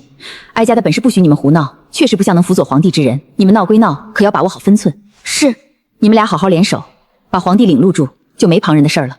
谨听太后教诲。秦才人，那秦婕妤到底是你妹妹？你这般与我并肩，不会是计中有计吧？她又不是我娘亲生的，也不在京中长大，一个小娘养的下等货色，才是有她无我，有我无她。我倒是把她当亲妹妹，可她何时把我当亲姐姐了？都说同富贵，她得了宠，可有在皇上面前提起我，赏赐流水一样送进了她屋子里，她又何曾想到我？真是荒谬！我才侍寝几次，就这般把我视为眼中钉了。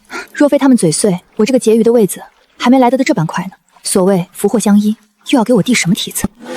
请问公公，这是哪位太后赏的？回婕妤，贤妃娘娘把祈福的贡品分给了各宫贵人，2位太后也念着快过冬呢，便开了私库。东太后赏了补品，都是些极上好的药材；西太后赏的是白狐衣料，说让贵人做围脖或是缝在披风上，过个暖冬。劳烦公公了，公公辛苦。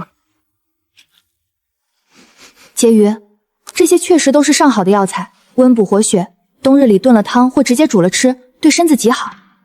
张宝林那份也在这儿，明日你炖了汤水给他补补。那明月姐姐在炖什么呢？给张宝林的汤水。你来小厨房做什么？我来烧水啊。烧水这种事，哪里需要春桃这种一等侍女做？隔壁又不缺伺候的人。婕妤，那药不对劲儿，单瞧这都是对身子极好。哪里出问题了？婕妤可还记得我昨天说的，张太医开的药方子里有几味药材实则有些多余，那几味药材平平无奇，便是加进去了，也可当作是只是为了温饱身子所用。但是若碰见了东太后赐的药，那就是极好的活血之药，于女子养颜是极有用的。活血的，原来在这儿等着我呢。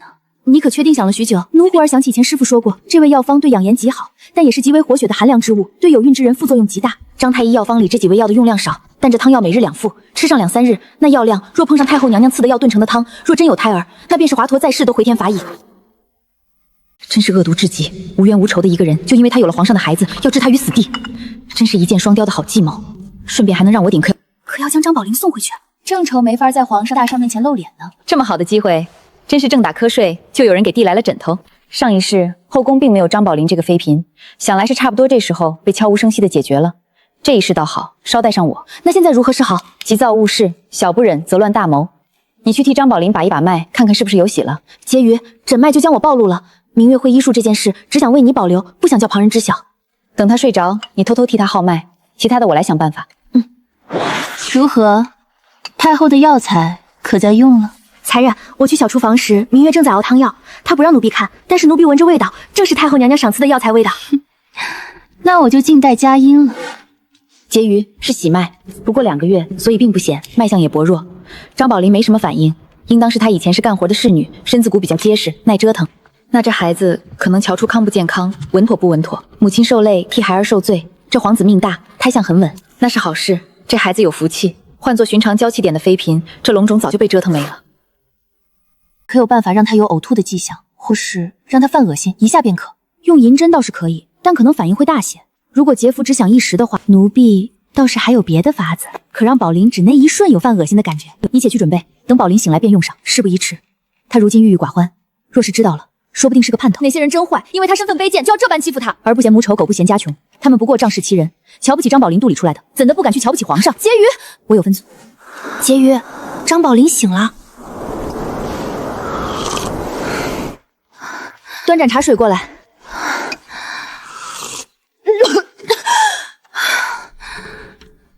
婕妤，臣妾出身粗鄙，动作难免不暇观了些。当然不是，我是看你忽然在呕吐，突然想到一件事。婕妤说的是什么事？不知宝林这个月小日子有没有来？你的信期可准确？以前是准的，许是这个月身子不适，还未到。方才你一直干呕，小日子又没来，宝林难道没想过你可能是有了？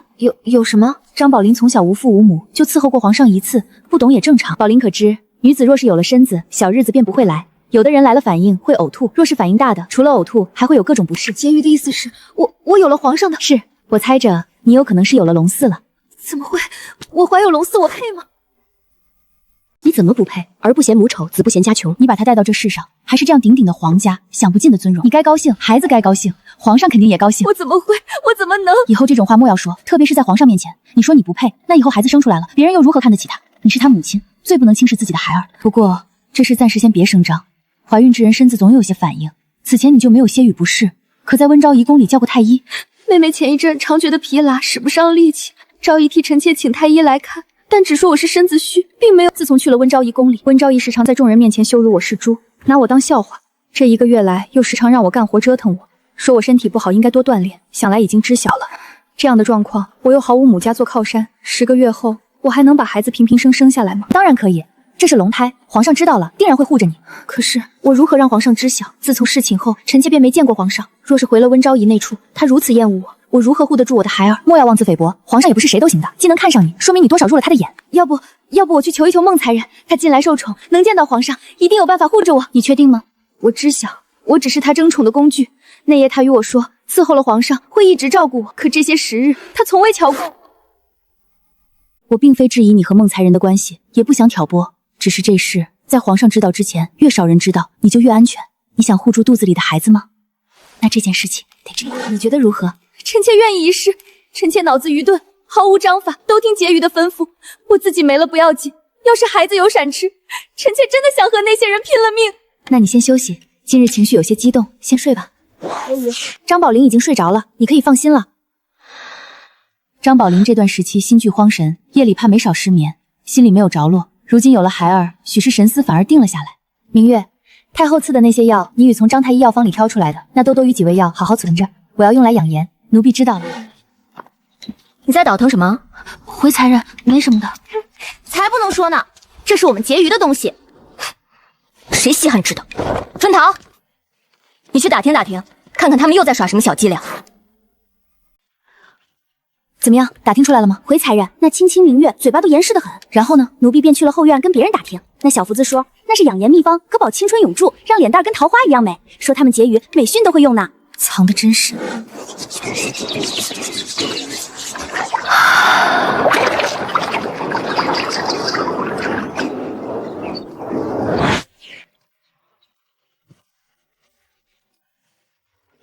能吃是福，婕妤这样的人儿一定会很有福气。婕妤，汤药煮好了，先放这里凉一凉吧。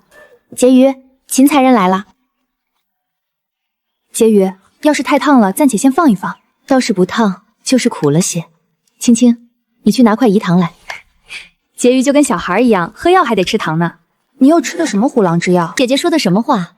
妹妹不过身子虚了，趁着入冬补补，什么虎狼之药？姐姐莫要乱说。我最近身子也虚，不如先让我尝一尝。姐姐要是喜欢便说，妹妹往后让人多备着点儿，也给姐姐屋里送几副，想吃就能自己煮，不用跟饿死鬼一样。谁要你的破东西了？我就是尝尝味道如何。谁要你当假好人？这破烂玩意儿我还能稀罕？不送。这是谁的药？回才人，这是张宝林的汤药。按照张太医的意思，这药量积攒到这2日也差不多了。今日若是张宝林有什么大动作，扯到胎气，那这药立刻就会生效。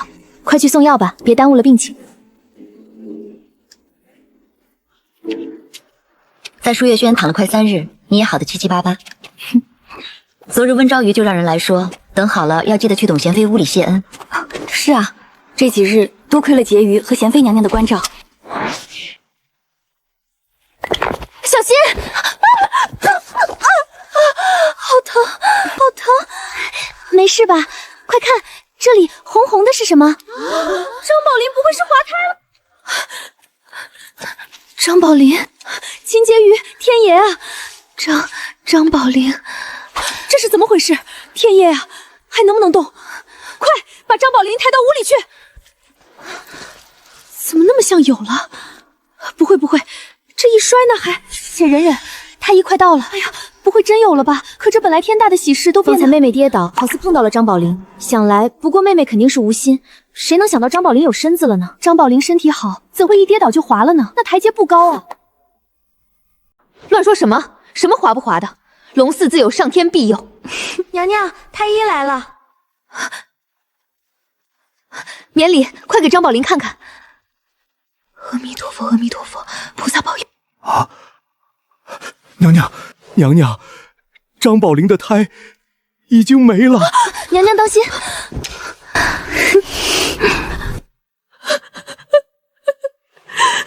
这到底是怎么回事？娘娘，张宝林是干粗活的人，壮实得很，怎会一摔就没了？只怕是有人在见机行事。回贤妃娘娘，前段时日确实给张宝林诊过脉，但眼下胎象不显，再加上扭伤，脉象有些乱，便没诊出喜脉。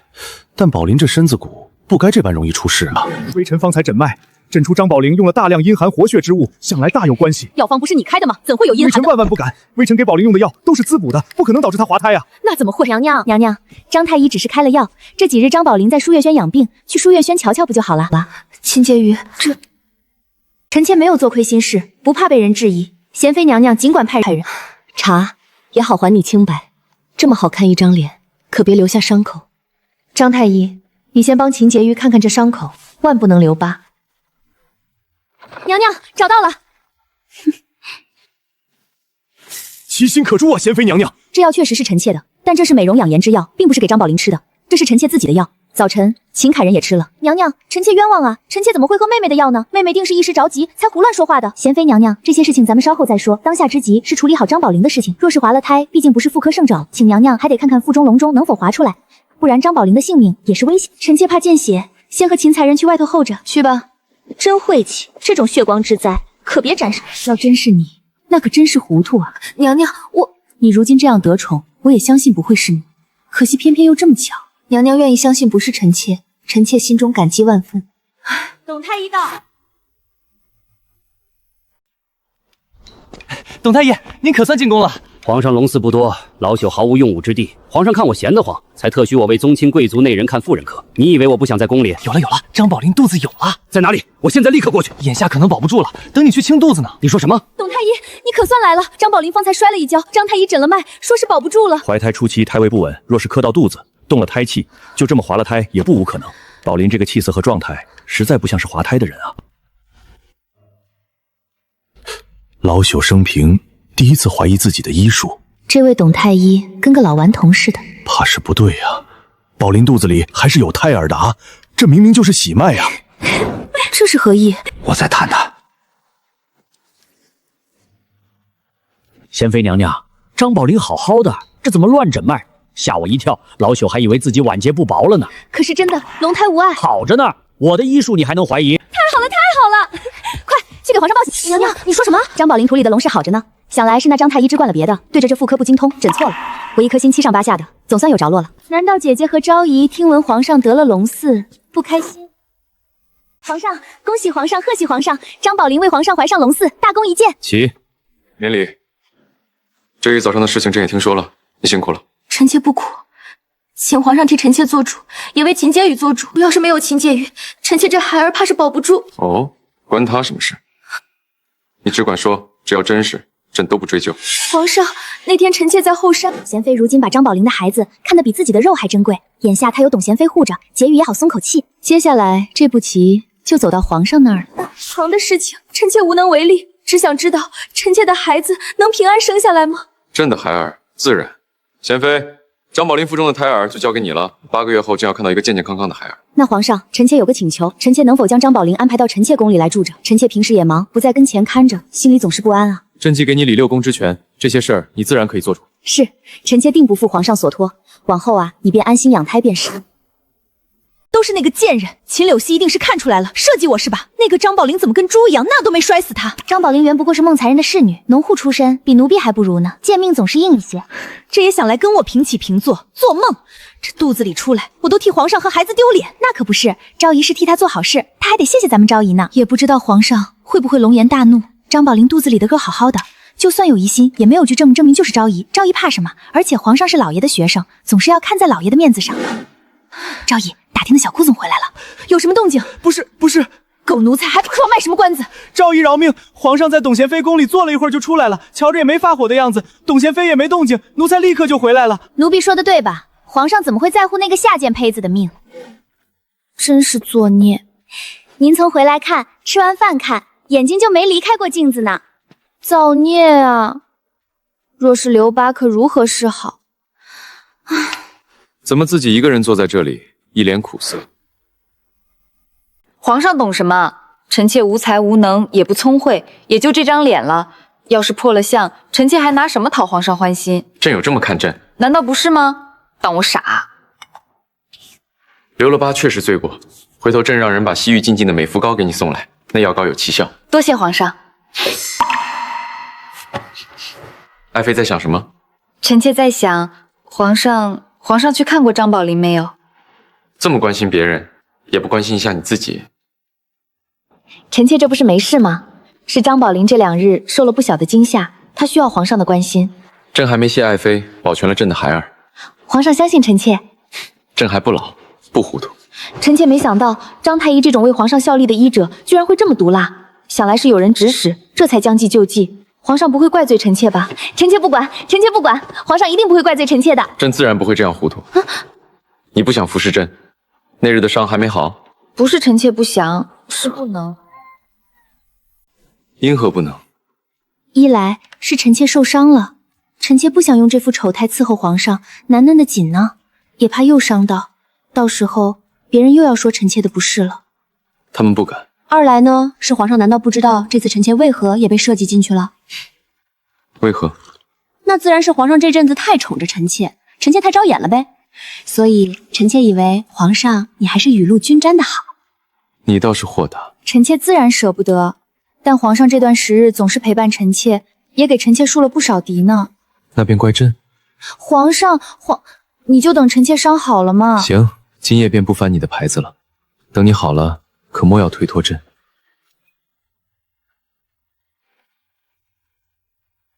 你好好歇息。皇上，臣妾替你整理外罩。朕先走了。恭送皇上，今晚可一定要翻秦淮锦的牌子。才人，咱不如去屋里等，暖和些，等皇帝出来再出来。那个贱人又在干什么？皇上怎么还不出来？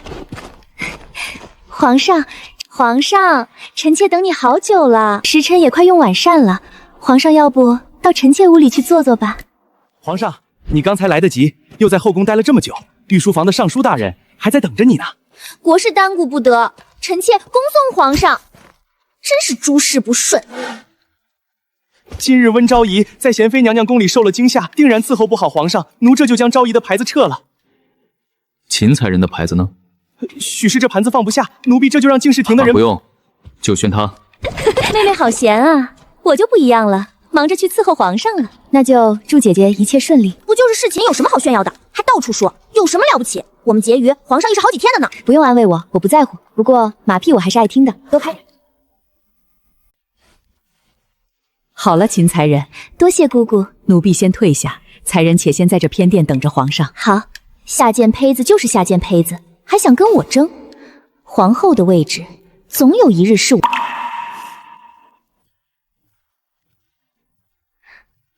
安置吧。皇上，让臣妾伺候你。这是皇上，臣妾胡闹！才人冒犯了。皇上，臣妾真的不知道啊！怎么会这样？臣妾好委屈啊！才人啊，可别哭了。这一路回去舒月轩，要穿过半个皇城，你是担心知道的人不够多吗？来小日子还厚脸皮不撤牌子，只顾着争宠，大半夜被抬走，也真是绝无仅有。这在宫里还是头一例吧？这在宫里平时还瞧不起我们孟才人的真是呢。我看他倒是出身富贵，做的事情也不怎么高雅咧。可有打听到是为什么？还没伺候就被抬走，也是没谁了。奴婢听人说，秦才人来了小日子，知道自己到了信期，竟然不叫净室房的人撤了牌子，真是为了承恩，脸都不要了。这根簪子是皇上赏给我的，一套有2只，另一只赏了秦怀林那个贱人。他的镶了10颗珍珠，我的只镶了6颗。那日在皇上跟前，他说我这只小了些，但袖珍可爱，让人欢喜的紧。最烦见他那副做作无比的模样，不过蒲柳之姿，真以为自己是明珠啊！总把皇上对他的恩赐说得好似独一份，自以为是。不过才人魏巍与我半斤8两，皇上若宠他，他妹妹进了婕妤，他倒是连个美人都没混上。狗眼看人低那么久，总算有他秦淮锦吃瘪的时候，还是在皇上面前吃瘪，真叫人高兴。这事儿得让更多人知晓。走，我们去串串门。怎么会这样？你们这群饭桶，没用的东西！隔壁也有今天。以前秦才人侍了请回来，那阵仗，大半夜的，不说不但也不差多少了，悉悉索索，一阵烦人的紧。何曾像今夜静悄悄的回来，那模样真是看得人好生畅快。婕妤这招真是妙，不过奴婢本来还挺怕今夜皇上不照见秦才人的，这样那碗汤药就没作用。张宝灵之事，秦怀瑾有能逃过去，但他想陷害我的心这么明显，我怎能让他依旧在这后宫如沐春风呢？当然得给他一些教训，找些不痛快。没有什么能比在皇上面前让他出糗更加让人畅快，也让他秦怀瑾崩溃的。办了这忌讳，这2个月是别想被抬上龙榻了，还想一箭双雕，既算计张宝灵的肚子，又算计我。人不害我，我不害人，人若害了我，虽身处低位，我亦要叫他好看。婕妤真是神机妙算，秦怀云知晓皇上到我这儿，定会在院子里拦着。想起上回拒绝了他，自然会优先翻他的牌子。这种套路都不知道见过多少次。再加上承乾宫偏殿的浴桶里头的花瓣也有妙处，妃嫔泡了之后，除了有香气，还能活血，让肌肤白里透红。今日秦怀瑾过来喝下的汤药，确实活血也暖宫，能助小日子不准的女子调理信期。但若是加上那浴桶里的，立刻见效。这一环扣一环的，就不信隔壁不会栽跟头，且谁也查不出来。小日子怎会提前？而且往常小日子第一日并不会如此汹涌，怎么这次一定是那碗汤药。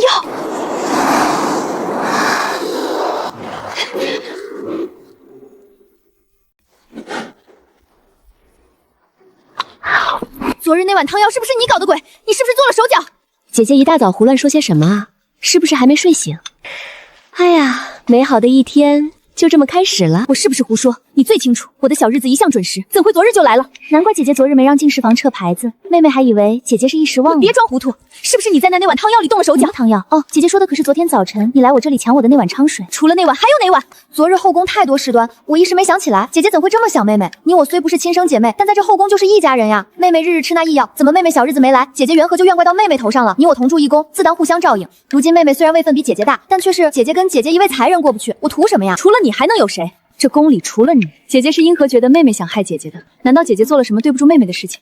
我哪里知道你心里有多黑？许是你又在别的地方动了什么手脚？还有，你有什么不可能害我？你家是我在嫉妒我好，身上朝的新成个大师，真正浙江贵族会血脉，而你有什么？一个乡下商户女罢了。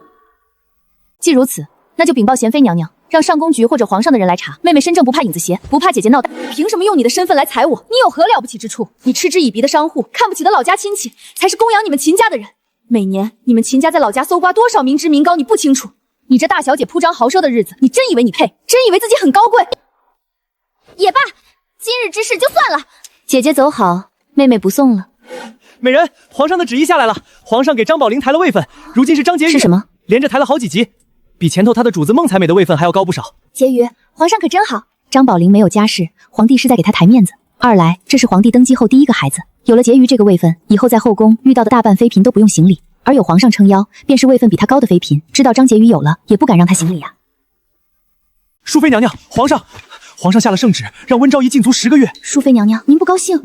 谁说我不高兴？我高兴坏了。那个贱人总算能不在我面前斗的，只是怎得罚得这么重？张宝灵并无大碍，这样不是所有人都知道这事儿是温昭仪做的吗？咱们皇上要的就是这个效果。温昭仪，这倒是出乎意料的惊喜。温昭仪有家事傍身，原以为皇上只会口头警告，谁说后宫是女人的天地的？归根到底还不都是皇帝的地盘，只不过他想不想管罢了。10个月后，张杰仪龙嗣都生下来了，这不就是明摆着不让温昭仪靠近张家？不就肚子里多了块肉吗？就这样当了婕妤，那以后碰上那个寒酸的女人，我还得跟她行礼。才人，不如等小日子过去，到东太后宫里走一走吧，叫他老人家你出一出办法也是好的。你说的对，去找东太后，试探一下皇上的意思。给贤妃娘娘请安，免礼。怎么，想让我当挡箭牌？想得美！当初是怎么跟着旁人嘲笑我的？妹妹，你这件衣裳真好看。孟才人，你在笑什么？没什么。今日瞧见秦才人，又叫我想起前几日那档子事儿。秦年也真是的，就算急着承皇上恩宠，断也不能连小日子都不管不顾啊！这要传出去了，多叫人笑话。这小日子还急着争宠的，臣妾还是头一回听见。也是皇上仁慈不计较，不然啊，如此鲁莽，就怕吓着皇上了。妹妹当日真是无心之举，要是知道自己会来小日子，怎会舍得去冲撞皇上？求各位姐姐不要再看妹妹的笑话了。若是让皇上在一起那日的晦气，那多不好啊！咽后圣旨。宁淑妃道：谁又惹我们爱哭的秦才人哭了？回娘娘，臣妾没有在哭，我瞧着你好像伤心欲绝的样子。皇上不在这儿，你哭到山崩地裂，可没人看。宁淑妃的性子可不会迂回讲话。贤妃娘娘，臣妾真的没有故意不让敬事堂的人撤牌子，你要相信臣妾啊！臣妾就怕皇上也因此觉得臣妾不好，不再疼臣妾了。说什么呢？皇上怎么会是这样的人呢？那日皇上不也只是让人把你送回去，没有处罚你吗？只是这种事情，下回可要自己记清楚了。你们姐妹俩倒是有趣，一个上岗着承宠，连牌子都忘记撤了；一个倒是受了伤，在床上躺了几日不能承宠。这要是能调和一下就好了。臣妾真的没有。宁淑妃这人倒是心直口快，比那些暗箭伤人的强多了。行了，都给我少说点话，别再说这件事情了。要是传到皇上耳朵里去，以为你们又传播流言，到处碎嘴，我可保不了你们。好吧，是贤妃娘娘，臣妾知道了。皇上的后宫这么多女人，又不是没见过世面的，怎会记得这件事？你自己往后不提，别动不动一副抬不起头要哭的模样，谁会想起来？淑妃娘娘，臣妾没有。你说没有就没有吧。姜还是老的辣。宁淑妃看出来秦怀瑾在装模作样，一点不给她面子。太后让我们去一趟，有什么事情？你别去呗。你奶奶给太后娘娘请安。听闻前段时日秦婕妤病了，如今可也大好了。多谢太后娘娘关心，已经没有大碍了。可是柳丝犯了什么太后娘娘的忌讳了？你给我跪下！你可知你犯了什么错？即便是有错，也轮不到这个你来处理。这不还有董贤妃呢？再不然还有皇帝呢。有你这个老太婆什么事？臣妾不知，还望太后娘娘让臣妾明白。我本不欲说你，可你这也太丢老秦家的脸了。请太后娘娘恕罪，臣妾实在不知犯了什么错，惹太后娘娘不悦。你和皇帝亲近是好，但何必？太后娘娘，妹妹那时定然也是拒绝不了皇上，才伤到了自己。做皇上的女人，学出那遵从放荡的狐妹子，用这些狐媚之术迷惑皇帝，如此不自爱，传出去多难听啊！婕妤真是委屈，这般跪着，膝盖都红了。偏偏那人又是太后，咱也无法抗衡。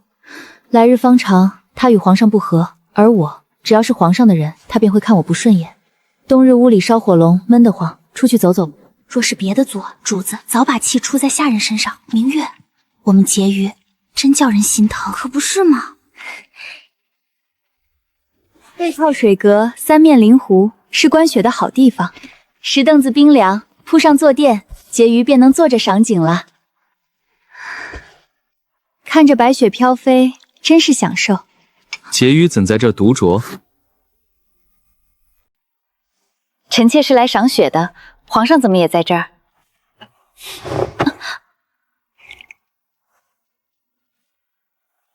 皇上，这里还有人呢。好了，现在没人，只有你我了。想朕了没？快半个月了。爱妃看来和朕一样。皇上方才在这里赏雪。那岂非被臣妾打扰了？怎么，伤到你了？怎么了？朕看看。朕瞧瞧，这是怎么了？在哪里受的伤？臣妾不想皇上因这事疑神，便不瞒着皇上了。只是皇上便是知道了，也不要往心里去。但说无妨。臣妾早晨去了董贤妃宫里请安，又和姐姐去了东太后宫里问安。许是臣妾太久没去请安了，太后娘娘耳闻上回臣妾伺候完皇上便称病在床的事情，觉得臣妾那样做不好，便罚臣妾跪了片刻。跪了片刻，能跪出伤口来？皇上答应了臣妾的，不往心里去。都过去那么久了，皇上就当听过便散去吧。你是真娇气。皇上，你别再说了。那你说说，太后说的你什么不好了？长辈说臣妾不懂相关事宜，可臣妾觉得明明是你的错。这处格子少有人来，你且睡一觉再起，不用着急。多谢皇上。朕回去再劝你。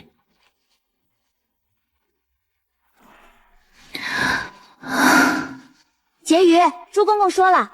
朱公公传讯了，皇上吩咐婕妤今夜去承乾宫一起用晚膳呢。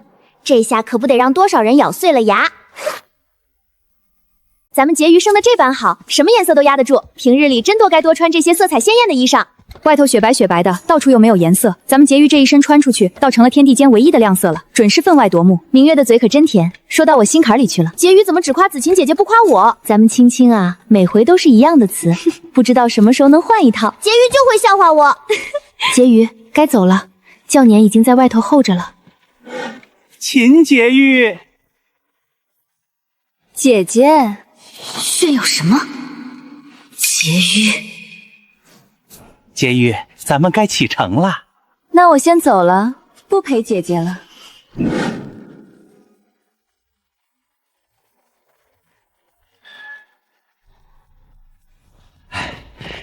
给李冲烟问安。免礼，上上下下多麻烦，谢冲烟恩典。婕妤快去吧，别让皇上久等了。这是去承乾宫送吃的了。婕妤，皇上让奴婢把婕妤带到宫里等着。婕妤先自个儿坐一会儿，想来皇上也快从前头回来了。好，皇上，你回来了。朕还未用膳，陪朕吃些吧。你没上妆？是。朕倒是知道什么叫雀涎脂粉无颜色了。皇上饿了吧？快吃吧。婕妤，还请先让奴婢试过。皇上，臣妾无知。无妨，你下去吧。爱妃既然加了，朕自当要尝尝。皇上没有叫朱公公验毒，那便臣妾帮皇上验一验。吃不下便别勉强。又腥又咸又硬，还吃得这么好吃的样子骗我。皇上，你这皇位做的怎么还不如我吃这些？你倒是没说错，这皇位确实做得不痛快。皇上恕罪，臣妾并无他意。无妨，不过倒是还没人敢同朕这般说。皇上还不如多去后宫蹭蹭饭呢。皇上不如尝一尝这个，刚才朱公公说是李冲仪送来的，想必会比这些好吃。朕吃习惯了，我让小厨房做几道菜送来。皇上，不用了，不如臣妾去小厨房看看有什么可用的食材，臣妾为皇上做一道菜。你还懂刨厨？臣妾会的东西多了去了。朱安喜，带秦婕妤去小厨房，看着些，别让婕妤伤到了。遵命，皇上。婕妤，咱们小厨房是随时待命，但皇上只有夜里回来，早出晚归的。这里除了烧水，基本没有开灶，但是该有的都有嘞。小厨房的食材，上食局2日一换。婕妤看看，没有的，奴婢替婕妤去上食局取。不用，用现成的就好，厨娘费心了。婕妤真会疼人。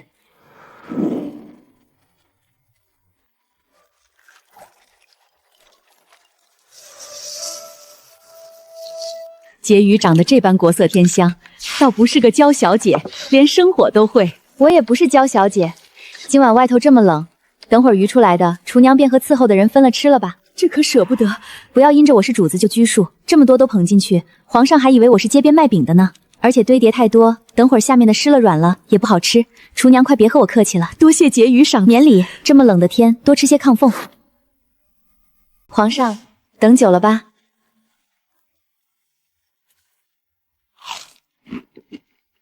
爱妃竟有这般手艺，好吃。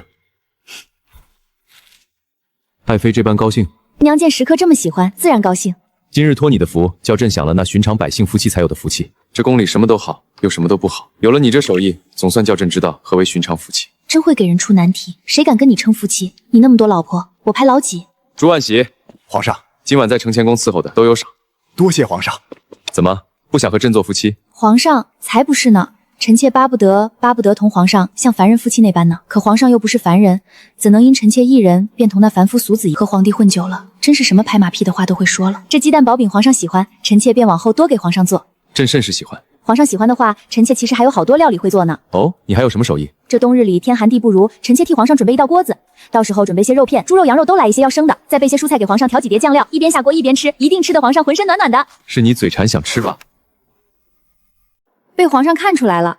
不过这锅子要有伴吃才好呢，要是臣妾一个人吃，却有些寂寞了。成，那便改日和你吃这鸳鸯锅。你倒是挺会说。婕妤，朱公公来了，说是今晚又是婕妤侍寝呢。隔壁芹才人听到，脸都气红了，真好看。你将我写好的食材给他了没？给了，朱公公说他定让上食局的人准备妥当。等会儿得早些去，该准备准备了。奴婢把食材都备好了，竭力用得上奴的地方，尽管吩咐。劳烦厨娘了。火候刚好。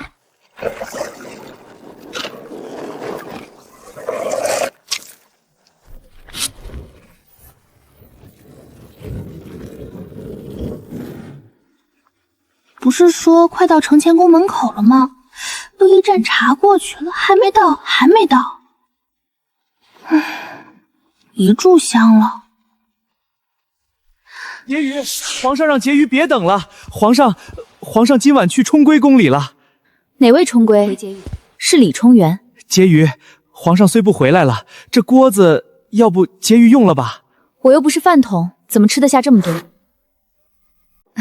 皇上有自己的安排，公公不用安慰我。菜是有点多，要不公公和宫里的人吃了？奴还得去那边伺候皇上，受不得这赏。要不奴派人把这锅子送回舒月轩，婕妤在这里不自在，回去那边吃也好。那就替舒月轩的丫头谢过朱公公了。奴该做的。上食局给皇上准备的食材就是比咱们的好吃。东西都是根据位分配的。咱们婕妤才承宠多久，这便有人当做眼中钉了。今天是李重仪，往后还不知道有皇上不想的事情，谁也抢不走。婕妤会越来越好的，干杯！早晨奴婢听人说，昨夜里小公主病了，皇上才连承乾宫的门都没踏进去，就被半路劫走了。生病就生病，皇上又不是太医，还能治病，硬把皇上留一晚上。这后宫要是一人生一个皇子公主，皇上能分成那么多份，夜夜去守着吗？你呀，不就是这样吗？但腿长在皇上身上，没人可以左右的。哟，我说谁呢？妹妹是昨夜的锅子没吃饱，没力气走路吧？走得这么慢，还是皇上抛弃你，在被窝里哭了一晚上，哭到现在都没力气了。皇上不喜铺张乐费，锅子我自然要带回来吃了。不像有的人啊，犯了皇上的忌讳，被皇上连夜叫人抬了回来。也不知那夜姐姐是不是把被窝哭湿了哩？那锅子的食材可全是上食局备的。姐姐瞧不起我也罢，怎的还瞧不起皇上？看你还能得意多久！秦才人也只有私下对着婕妤才这么跋扈，平日里人前都是一副弱不禁风的可人模样，真该叫人都来看看他的真面目。我与他本就不是姐妹，一切都是虚的。他又见我如今位比他高，自然不痛快。欺软怕硬之人，自然要在别人身上找痛快。婕妤，净室房的人来传旨了，皇上今晚召的婕妤侍寝。这是几个意思？补偿还是安抚？伺候我妆发吧，还得早些过去。婕妤刚舞起血来，这天色还大亮着呢，便要去了。昨天的戏还没唱完，今天自然还要唱下去。皇上可以不吃，但还没见到我这个厨娘，还得撞一天钟。婕妤一进来，小厨房都亮堂了不少。厨娘莫要打趣我了。洗干净了。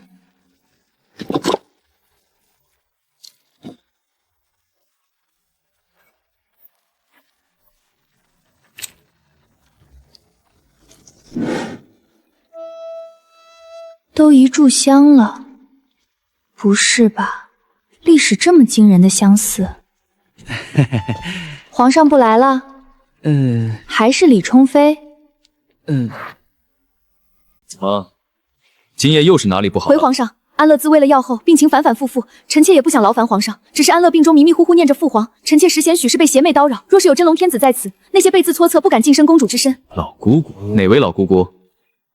朕是安乐的父亲，不是法师，没法镇神驱鬼会。你身为安乐之母，应当有母亲的样子。别他还没倒，你倒比他还脆弱。安乐今年3岁，有不舒服也说不明白，臣妾实在没法子了。以前乐任生见到新来儿科太医，总是哭闹，臣妾着实头疼啊。多见几次，你哄一哄，自当就熟悉了。至于那张太医，再也回不来了。微臣请旨回乡，为老母亲守丧。去吧，朕准了。皇上，张太医心思缜密，人马分成3队，2队走陆路，1队走了水路，要如何处置？跟朕玩心眼，全灭，正好让人给他奔丧。臣遵命。快去看看公主醒了没有。夫父皇，安乐不要喝药，安乐不要喝药。行，安乐说不喝就不喝。安乐乖，父皇还有很多事情，让娘亲抱你。不要，安乐不要娘亲，安乐要父皇抱。父皇，你今晚可以陪安乐睡吗？行，父皇今晚不走。快准备晚膳。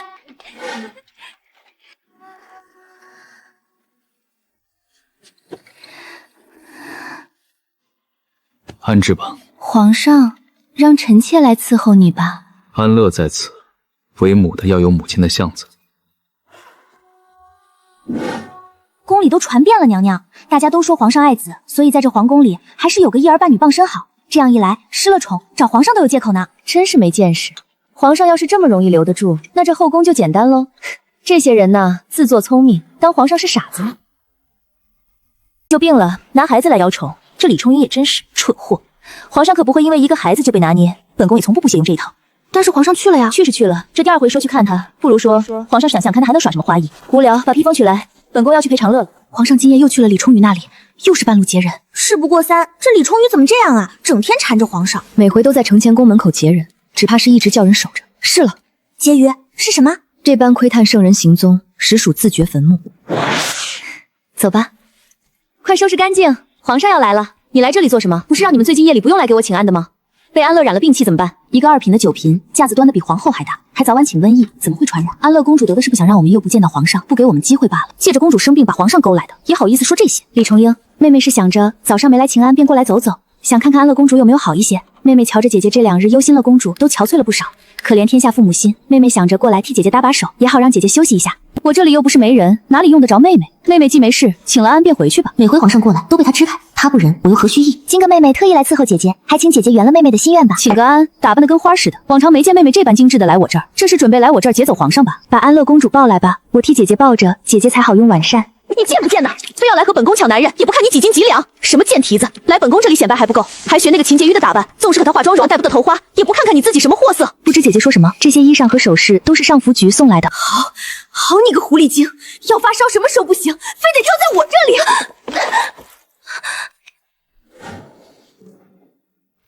里。看来朕踩到点了，正巧来凑热闹。皇上你来了，周才人来给臣妾请安，正要回去，脚下不注意摔了。瞧瞧，真是不当心。李重禄，朕比你大不了几岁，没有瞎，也没有聋。皇上恕罪，臣妾不是诚心的。那你说说，你有何罪？不知皇上听去多少，要是只听见尾巴，说多了就是错的更多了。怎么，哑巴了？皇贵，臣妾错在不该与宫里的人有口舌之争。皇上，臣妾今日实在疲乏，安乐闹了一天，情绪也不好，还请皇上恕罪。这是你宫里的人？是皇上。皇上，臣妾周才人2个月前伺候过皇上。哦，是你。行，朕就去你那里。是。回皇上。不是让朕来看安乐的吗？安乐呢？回皇上，安乐公主方才用了晚膳，吃了汤药便睡着了。那朕这边去那边了。皇上在这里，睡着了便喊他起来。是。谁敢？安乐是公主，不是你的工具。你若不想养，朕便替她寻个母。臣妾一时糊涂，皇上恕罪，皇上恕罪。你让人盯朕行踪1次便罢，3番4次如此，又如此苛刻宫里人，念在安乐离不开你，你待在宫里好好闭门思过，想想如何做母亲。这个贱人！婕妤，朱公公来了。难道皇上宣了我？都放了我2天鸽子了，今夜不是去了李冲鱼那里吗？你让他给我回去，回去！这么不欢迎朕？臣妾鲁莽，皇上恕罪，皇上恕罪。想什么呢？这么认真？还是只是不想同朕说话？外头下雪了，在出什么神？连外头大雪都不知。皇上又作何这般深情模样？怎的哭了？皇上就会欺负人，放了臣妾鸽子，偏偏又要冒着雪过来，好像给了臣妾多大的恩惠一般。明明是皇上的不对，是朕的不是。朕听朱安喜说，你为朕备了2日的锅子，改日你再替朕准备一次可好？臣妾才不要，臣妾不愿意了，回头又扑了空，我才不要呢。行，你不喜欢，那便不要了。皇上，你这便厌弃了臣妾，臣妾等你等得可苦了。朕这些时日一直在想你，怎会厌弃你？说的容易，谁知道呢？现在信了吧？朕看着旁人的样子，总会想，要是你，定非这般神情；要是你，自然不会这般失礼。你还要朕待你如何特别？婕妤，昨夜里皇上压根儿没在李重兰那里用晚膳。哦，那是在哪里？是在周才人那里。本来玉秀宫的人还以为皇上留着过夜呢，谁知道用完晚膳并没多做停留，就径直往外头去了，来了咱们这里。狗皇帝，一次又给我得罪了2个人。李冲鱼那般小心眼的人，这下是成功结下梁子了。也罢，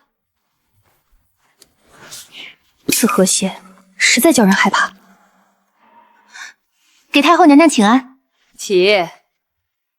宫里来了这样的人物，难怪连宁淑妃都一脸灰了。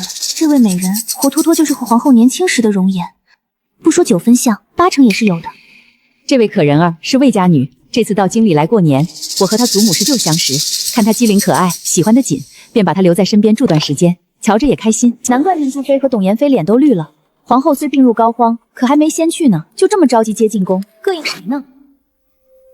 臣女魏兰心见过各位娘娘。又是一位做作人。魏姑娘可还习惯？需要添置东西，尽管让人来知唤我一声。我让心儿住在我这儿，但毕竟是老人家，年轻人没事还是要出去走走。为了把控皇帝的后宫，真是操碎了心。都这把年纪了，也不图个安享晚年，愣是要和皇上计较，难怪母子会不和。人啊，老了就该扶老退位，不然都是矛盾。皇上那样强势的人，能任你摆布吗？秦婕妤，今日李冲一照顾安乐没来，你等会儿带我走一趟，给那边送一件词画过去。这么讨人嫌得罪人的活，非要抓着我来办，不知情的只当东太后把我看作心腹，真叫我里外不是人啊！舒月轩去玉秀宫不顺路，还要绕一大圈，要不就让上宫局的人去送就成了，也免得秦美人走这一遭。董贤妃真是大好人，还帮我说话，哎，真的是不打紧。秦婕妤年轻，多走走也好，且她能替我带几句话过去，她办事足够稳妥，我也放心。臣妾遵命。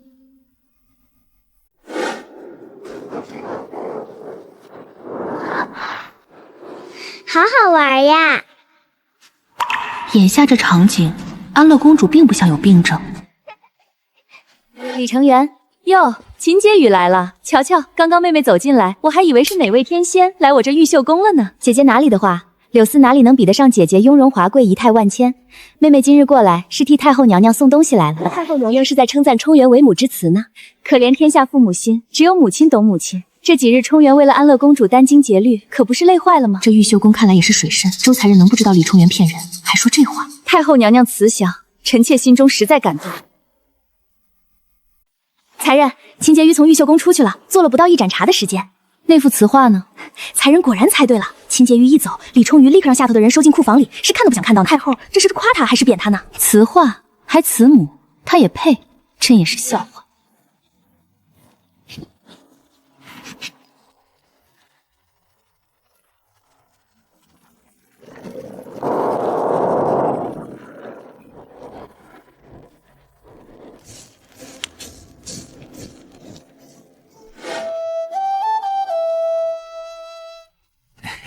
秦婕妤来了，劳烦朱公公给皇上送进去，是我刚熬的梨汤，让皇上趁热喝了。婕妤，皇上吩咐过了，请婕妤进去。请皇上安。起。臣妾炖的梨汤，皇上趁热喝了吧。真香，早上去看李冲仪了。这才多久，消息果然灵通。皇上，外头周才人求见。何事？奴也不清楚，不过奴看周才人拎着食盒，想必也是来给皇上送点心的。皇上，周才人提着食盒来，想来是想亲手拿给皇上。成，那便宣他进来。奴这边去请。皇上万安，秦婕妤安。起。臣妾炖了百合羊肉汤，皇上日理万机，御书房又不烧地成凉得很，好给皇上温补身子。放着吧。那臣妾先退下了。爱妃替朕尝尝。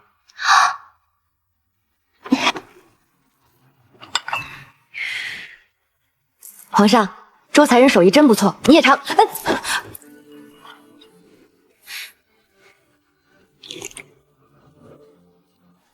皇上，皇上，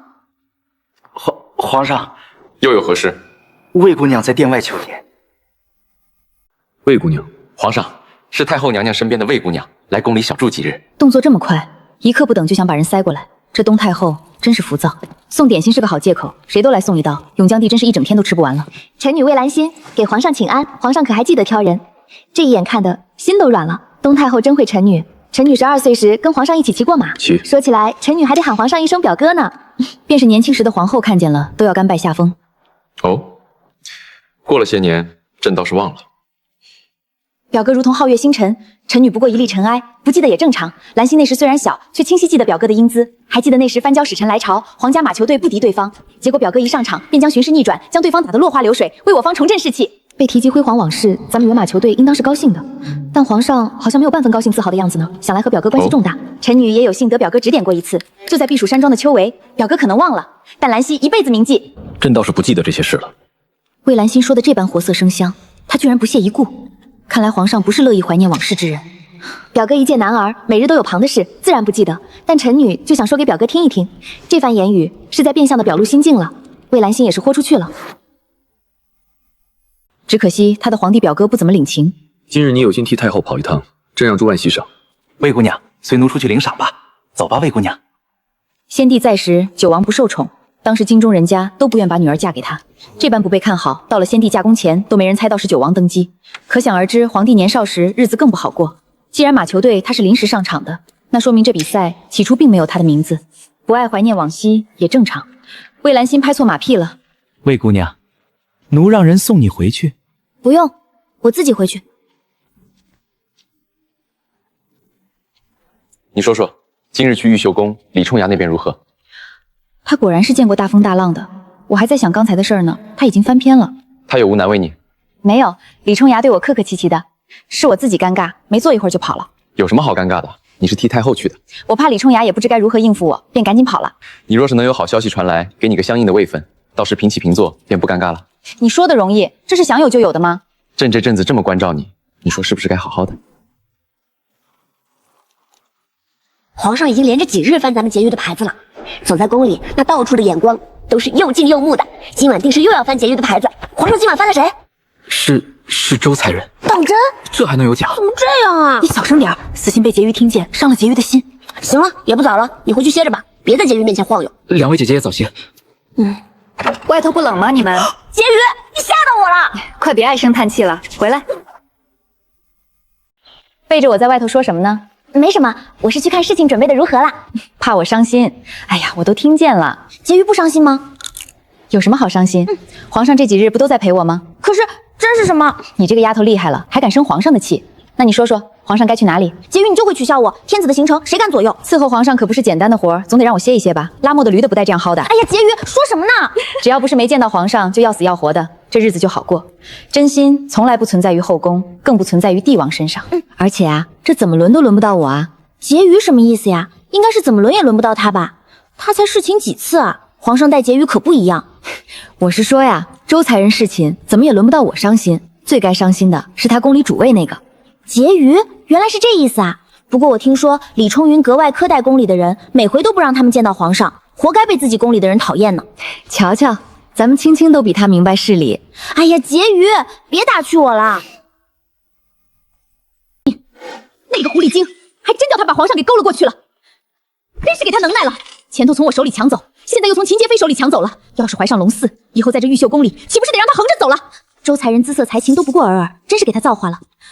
程云，奴婢瞧着皇上也被他屋里用了晚饭，转头又去了秦洁妃那里，今天才召他侍寝，不过是给他个面子，何必跟一个皇上丢开一次，在后宫好抬起头做人罢了。本宫就是看不惯他，来我这里发烧，还把皇上抢走了。程云要多为自己想想，程云有安乐公主，那边那位见是拍马也赶不上。我在我面前就独坐成那样，去了皇上那里都不知道装成什么样。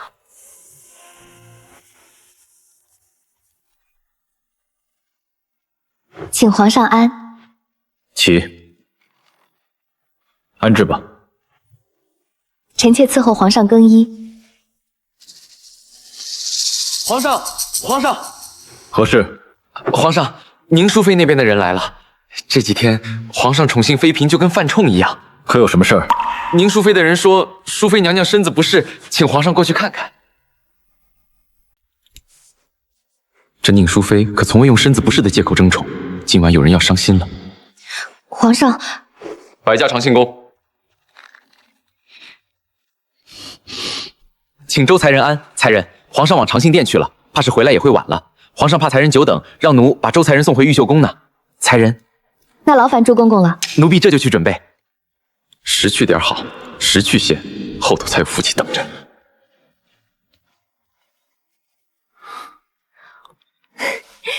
皇上来了。淑妃瞧着，倒不像身子不直。皇上说什么呢？难道是臣妾还能诓骗皇上不成？皇上别瞧着臣妾不像个有病气的，臣妾是外头瞧着是好的，内里可大有文章呢。哦，淑妃倒是给朕葫芦里买的什么药？臣妾这个葫芦里装着一个小葫芦，皇上说说，可不是折腾臣妾吗？当真？恭喜皇上，贺喜娘娘！皇上，淑妃娘娘是喜脉，已经快3个月了。恭喜皇上，贺喜娘娘。才人，皇上说昨夜里疏忽了才人，特意让奴来给才人送些物件，让才人宽心。今夜里依旧宣了才人伺候呢。劳烦朱公公特意跑这一趟了。这秦婕妤能得宠，还真不只是生得好那么简单。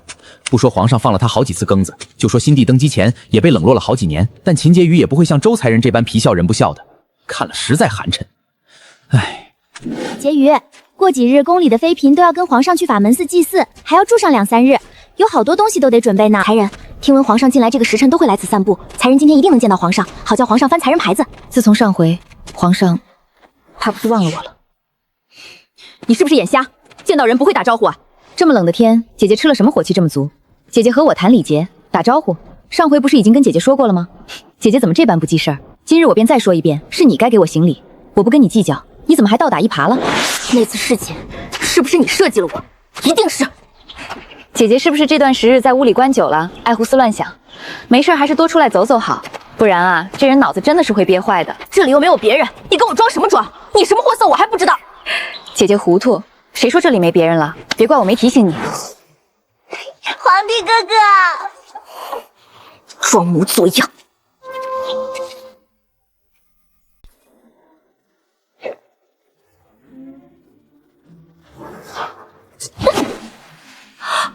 这姑娘真豁得出去，这要是摔下去了还得了？地面又冷又硬，还有好些残肢。肢解收入进宫了，这皇后还没死呢。那个贱人真不要脸！魏姑娘当心！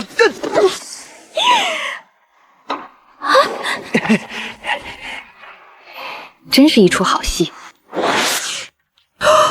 不会被看见吧？这出头鸟可不好当。我们走吧。你去看看这附近有没有人在，要是没有，你就……方才皇上不知为何一直望着这个方向，这里有何特别之处？你去问问，方才这里有没有什么人逗留？魏姑娘，那老婆子说，刚刚舒月轩的秦婕妤在这里停留了片刻。片刻是多久？算来应当是姑娘陪在皇上身边时。真是想做的悄声无息，没想到居然被人看见了。那个女人看到了，却不出来拜见皇上。姑娘刚刚摔了一跤，咱们快些回去吧，别染了风寒才好笑。魏兰心倒是个机灵的，自己会打听，也不用我费心去告诉她。老眼昏花，冒犯姑娘了。天这么冷，看到婆婆我就想起在老家的娘亲，亲切的很。我是舒月轩秦柳思，秦婕妤手下的人呢。婆婆，方才这里有没有什么人逗留？可有贵人路过？有，方才舒月轩的秦婕妤走过，她的侍女还与我说了会儿话呢。那个老婆子可靠谱？才人放心，靠谱。这附近院子是不是住着温昭仪？温昭仪自从被禁足，就再也没踏出光门半步。才人想去看望她，与我何干？不过倒是有点用处。走，去坐一坐。张宝林，不对，人家现在是张婕妤了，在董贤妃宫里吃香喝辣的。我看姐姐在这里倒是比她苦。我没生养过，瞧着那肚子倒是看不懂。但是宫里怀过身孕的姐姐都说，瞧着像是个皇子。这要是生出来，指不定能和姐姐平起坐，混个昭仪坐了。她也配。姐姐若有什么不便就告诉我，我去和太后说。上回我跟太后提了姐姐在这里闷得慌，太后便跟皇上商量，让姐姐能在旁边这园子走走，别憋出病来。你最近如何？听闻上回之后，皇上他就没……这偌大皇宫，有我没我，又有何区别？怎么了这是？我本不想把这些烦心事说给姐姐忧心的。我那位妹妹，姐姐是知道的。皇上这阵子都把她宠上天了，在皇上面前是那样，回到舒月轩便换了张脸，对着我们这些不得宠的耀武扬威。她不是你亲妹妹吗？怎如此没大没小？亲妹妹又如何？还不如姐姐在我身后呢。那你可跟太后娘娘说过？妹妹不想烦太后娘娘的心，而且太后最近也没空管我了。这又是如何？太后宫外来了个亲戚，叫魏兰心，姐姐没见着，那生的与皇后是。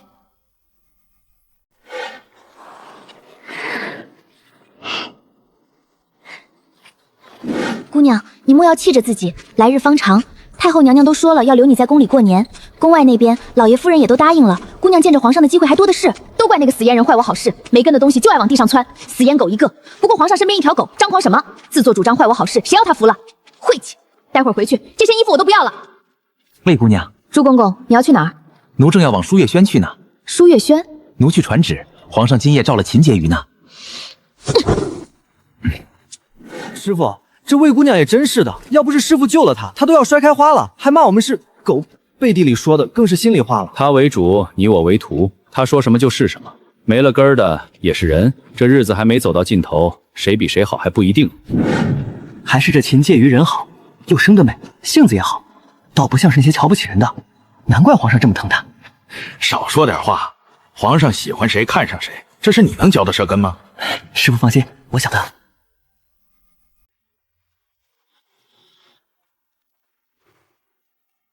过来。背后长了眼睛。皇上在看什么书？是董贤妃递来的账目和年末的安排。眼下便要除夕了，可有何想要的？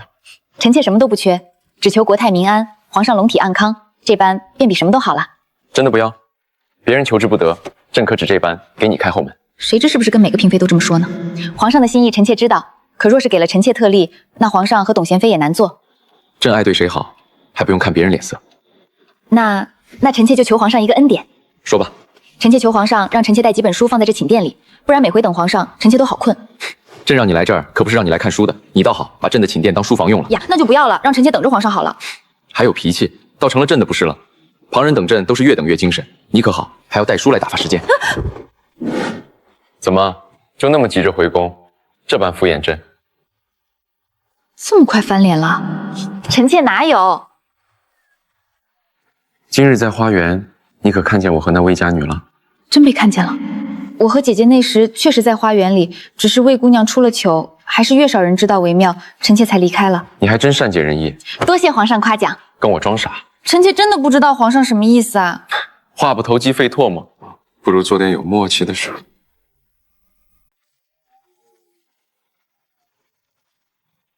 男人心也是海底针呢。婕妤，轿子来了，皇上特意吩咐奴给婕妤备轿子呢。劳烦公公了。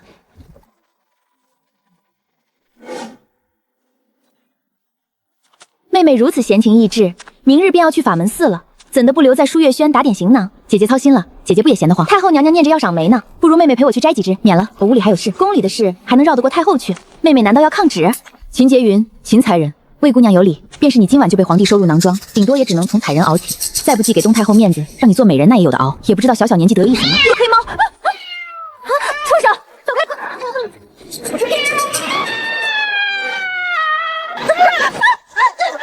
我的脚好痛，我的手好痛。秦洁云，你与我何仇何怨？为何？哪里冒出来的畜生，居然敢冒犯宫里的贵人！秦洁云，臣女怎么碍着你了？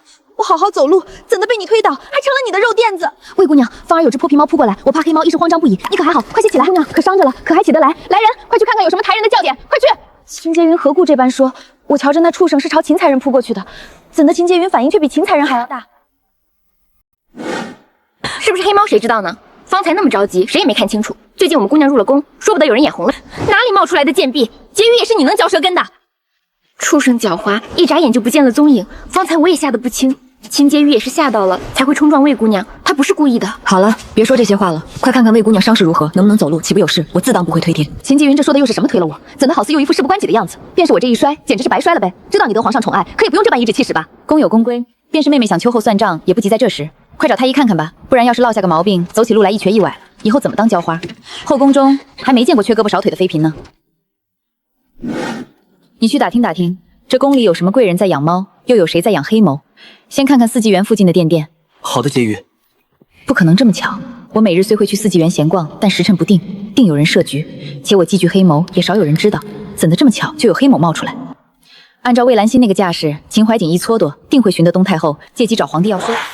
婕妤，朱公公来了。这么快？走吧。传皇上口谕，后宫嫔妃理当贤良淑德，互为恩好，为之天下表率。今结于秦氏，念其功过相抵，故秦结于禁足1月，侍女罚俸3月。钦此。明天就要去法门寺了，这怎么会这样？秦婕妤，法门寺一路颠簸，皇上的意思让你好好在宫里养着。公公替我谢过皇上。奴当做的。怎么办啊？东西行囊都备好了，原以为明日就能。傻丫头，这惩罚不是托朱公公说了吗？法门寺一路颠簸，在宫里养着未尝不快活。皇上是给东太后和魏家女说法罢了。婕妤，可算给奴打听出来了，这宫里养猫的贵人不多，又鲜少养黑毛的。温昭仪宫里便有一只，不过那只黑毛却不是她养的。温昭仪养了一只花色的，但宫里还有散养野猫，神出鬼没。那黑猫与温昭仪那只投缘，总时不时要往她宫里去。现如今皇上不是开了恩，让温昭仪每日可到4季园走一炷香时间透气吗？前头就有人瞧见她抱着那只黑猫。这可不好打听，你受累了。温昭仪未免也太多管闲事，非要掺和一脚，是看我有多不顺眼。婕妤准备怎么办？你我都能打听来的消息，皇上不会查不出来，不知皇上是何态度。巧了，婕妤，方才奴婢回来，正巧碰见朱公公了。他还安慰了我几句，真是没想到。而且朱公公是往东边去的，这么晚了，难道还要去给东太后回话？东边，你去打听打听，看朱公公去哪儿。奴这边去。皇上的宫殿可不走这个方向，那里有谁？婕妤，婕妤，朱公公去的是温昭仪宫里。朱公公的阵仗不小，听闻把温昭仪吓了个半死，从正2品的昭仪变为4品的美人了。这可比禁足1个月厉害多了。以后走在宫里，就得跟那些他瞧不起的人平起平坐，看他的尾巴还能不能翘起来。温昭仪鬼哭狼嚎的，拉着朱公公说要求见皇上，说自己没有害人。婕妤，你猜猜朱公怎么说的？怎么说？朱公公一句话就把温昭仪毒死了。他说：“温美人，皇上说你要是觉得冤枉，这件事就再请上谋室的人查一查。”活该！皇上这样罚是不给面子且严重，但也没明说他如何。他是怕要是查了新账旧账一起算，那真是负宠无望了。咱们皇上是真容不得沙子，是非对错心里跟明镜似的。为何这一幕莫名熟悉，却又想不起来是何缘故？虽然被禁足，倒是闲得很。婕妤一觉睡到日上3竿，比平时都要快活，也不用早起迎着寒风去请安，宫里清静得很。伺候我梳妆，等会儿去外头走走。好嘞。自出宫祈福，连董贤妃都去了，后宫暂时由萧德妃操持。据说是这位萧德妃不爱凑热闹，我都没见过几回呢。萧德妃啊，深居简出，我也没见过几回呢。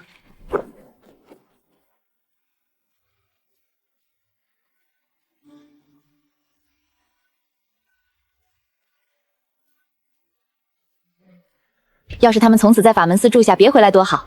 可惜啊，只去4天。婕妤，皇后突然病重，一群太医正赶过去呢。婕妤以上妃嫔都去了法门寺，现今宫里能去市集的，我又在禁足中，就是抗旨，与理不合。婕妤真要去吗？去。我想起来了，上一世便是秦怀举自眼被黑猫所伤，成功把温德扶去市集，后来皇上便对他开恩了。这么好的例子，当然要学。这还没进去，药味便如此重，不是在煮药的味道，而是这宫殿浸染许久。连宫墙都熏出了药味，一种暮色沉沉、许久没见到阳光、浑浊之味。德妃娘娘，免礼。娘娘昨日贪嘴，吃了点肉汤，觉得身子热，在屋里闷得慌，便脱了外袍站在窗边吹了风。今早起来便加重了病情，屋里的地笼烧得这般热，热得像夏天。皇后还觉得冷。上一世皇后的大限，好似也就这几殿了。这般绒毛却不争宠，也不爱和皇上相处。德妃娘娘，皇后娘娘这是怎么了？娘娘什么也瘦不下，吃什么吐什么，几乎没进食，只喝些比水还稀的清粥。昨日倒是吃了些肉，以为总算能吃得下了，结果却是更糟了。那太医怎么说？也只能用药吊着。前头皇上赏了1000年人参，正吩咐人去炖了吃。这几日后宫无主，各个局的上宫排队等着见德妃娘娘，不如娘娘先去掂头忙吧。这边太医走了，应该也没什么大事。那劳烦妹妹了，我忙完了就回来。可有法子让皇后好受些？太医医术虽然了得，但皇家规矩在这里，纵臣有办法，为了头顶的帽子也不一定会说。在他们眼里，将死之人早去和晚去没有区别，与其效果不能保证，倒不如不是。皇后娘娘这情况已经是在鬼门关前了，就看那边的人什么时候要收了她。我在王府时虽没有受宠，却也没被拘着太多规矩，不然一个正妃心情不爽，有的是法子折腾人。皇后九王妃是心善的，不过奴婢倒是有个法子，或许可以让皇后娘娘吃点东西进肚子。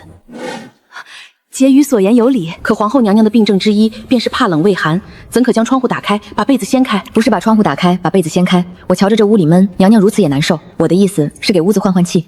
大姑姑一直在屋里待着，可能不知这屋里怪味着实浓了些。况且娘娘盖着这么厚的温血色，想来也是许久未进食的缘故。人不是神仙，吃不下自然会出大问题。熏久了头昏脑胀，等他好夜里娘娘吃了口肉，奴婢高知道饿，知道饿那就好办了。可是连太医都没法子，要是出了事，如何是好？就按这位贵人的意思办吧。请太后娘娘安。起。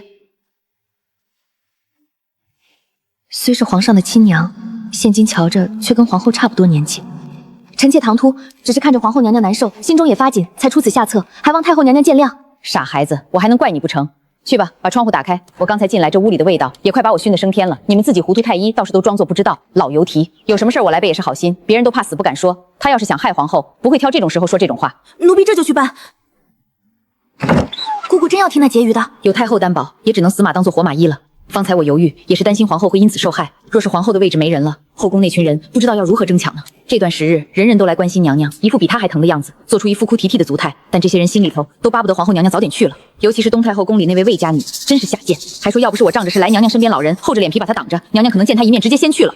我从府里就陪着娘娘，见多了嘴甜心苦的贱人。这位婕妤倒是有些不同。不说了，快去让人把窗户打开，通通气。秦婕妤是吧？好孩子。要是没事，可以来寿康宫坐一坐，陪我说说话。这位西太后一向闭门不见客的，多半只是场面话，不能当真。太后娘娘，您来了。你们有伴儿，那我就回寿康宫了。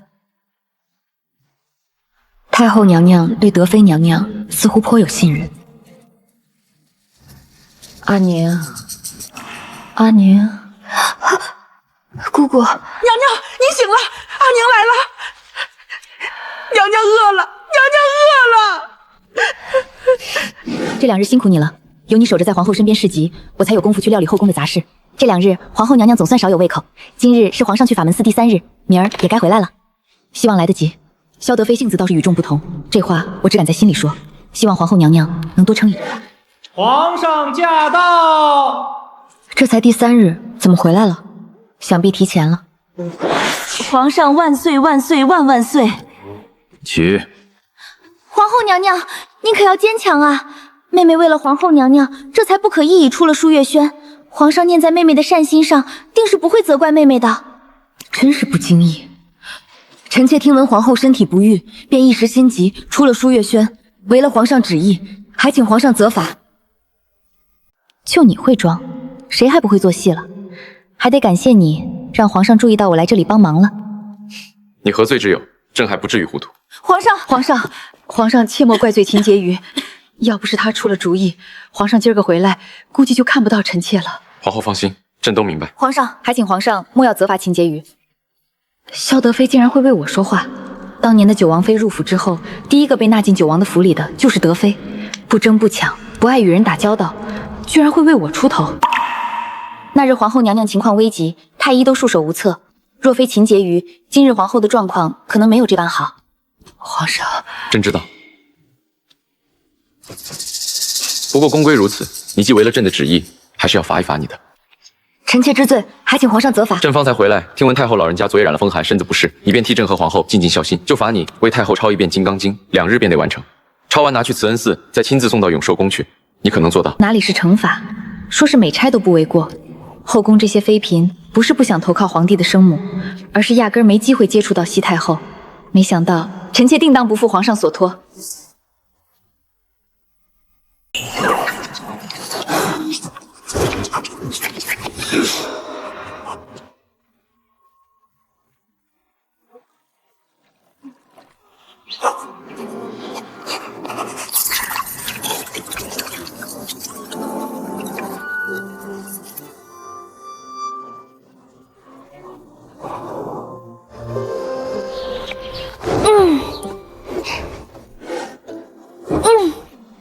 总是抄完了，太好了！再送去慈恩寺供奉3日，就能给太后送去了。慈恩寺是宫里的内寺，坐北朝南，在宫里的最北角，离舒月轩远得很。这一路要经过好几座小花园，极为僻静。住在附近的多半都是不怎么受宠的嫔妃。美人，你说德妃到底受不受宠啊？听闻皇上自登基都没去过她宫里，要不我怎么说你脑袋空空？曾经当然受宠，不然怎么做四妃？但德妃老了，宫里美人这么多，皇上觉得她又老又丑呗。婕妤，这位是翠微阁杨美人。美人说的对，这宫里就不缺美人。像咱们美人年轻貌美，奴婢说句不该说的，美人站在德妃娘娘旁边，一下子就能把她比下去。德妃气度雍容典雅，哪里是杨美人能比的？真是千穿万穿，马屁不穿，当下人也不容易。听闻德妃常常称病，敬事房压根就没有把她的牌子放上去，哪里会有宠爱？德妃娘娘为何如此想不开，都撤了？谁知道呢？太把自己当回事，皇上不想理她了呗。且不说宠与不宠，上一世即使秦怀瑾当了皇后，德妃依旧安然无恙坐在四妃的位位上，这就足这个杨美人皇上待她不薄，可没见到她走到最后。蠢人往往更爱说别人是蠢人，譬如这个杨美人，蒲柳之姿，却是皇上宠谁便模仿谁，还是个小小答应时便学温昭仪的装束。温昭仪画峨眉妆，杨答应便也画，殊不知温昭仪是学的宁淑妃。东施效颦，人人都想成为西施，偏偏都学成了东施。情节于安，方才听到德妃娘娘几个字，不知妹妹是在说什么趣事？臣妾感慨德妃貌如仙子呢。自当如此，当初娘娘进皇上前邸，正是因着容色。杨美人进宫晚，恐怕不知，德妃娘娘善舞，那时在宫里练舞，不慎跌落，扑到皇上身上，才虏获龙心。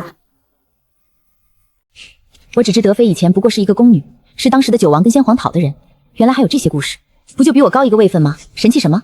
看到她刚刚看我那眼神了吗？那可不是，总有一天美人一定能和他平起平坐。奴婢糊涂，美人肯定能位居在秦婕妤之上。昨日在皇后宫里装里装态的，皇上正眼都没有瞧她一眼，还不如德妃呢。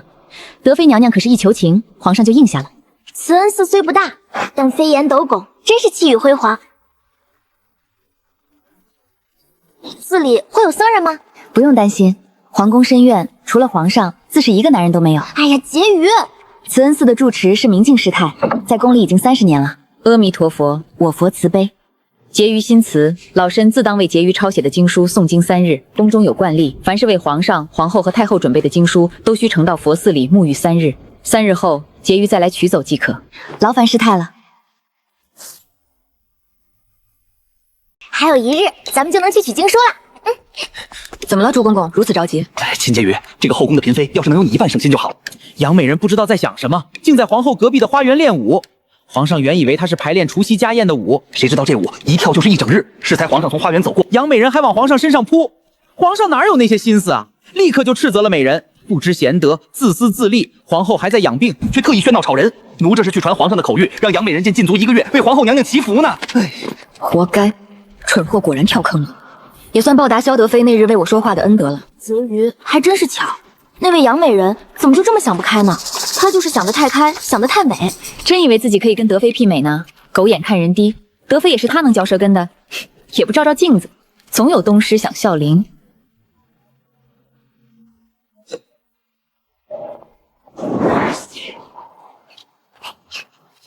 防人之心不可无，后宫的女人表面笑嘻嘻，但都藏着一把暗箭，你拿着。婕妤这是作甚？那支暗箭什么时候会放出来伤人？我先验一验经书是否温。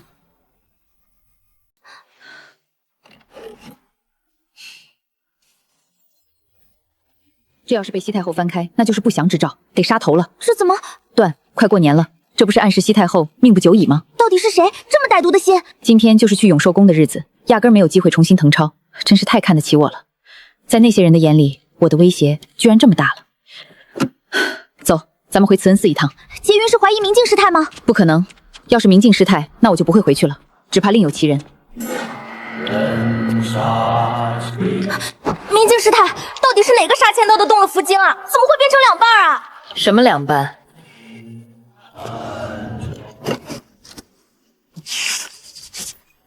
怎会如此？看来我这慈恩寺是被人插入手脚了。今日是将经书呈去永秀宫给太后的日子，师太能否帮我一个忙？婕妤请说。明镜师太能否让我看看从宫外送进来的数名经书？太后娘娘常年隐居深宫，不见妃嫔，奴婢进去通报，婕妤且先在这儿候着。青青，你让明月去打听打听慈恩寺里。婕妤，太后娘娘让婕妤进去。朱月轩、秦婕妤觐见。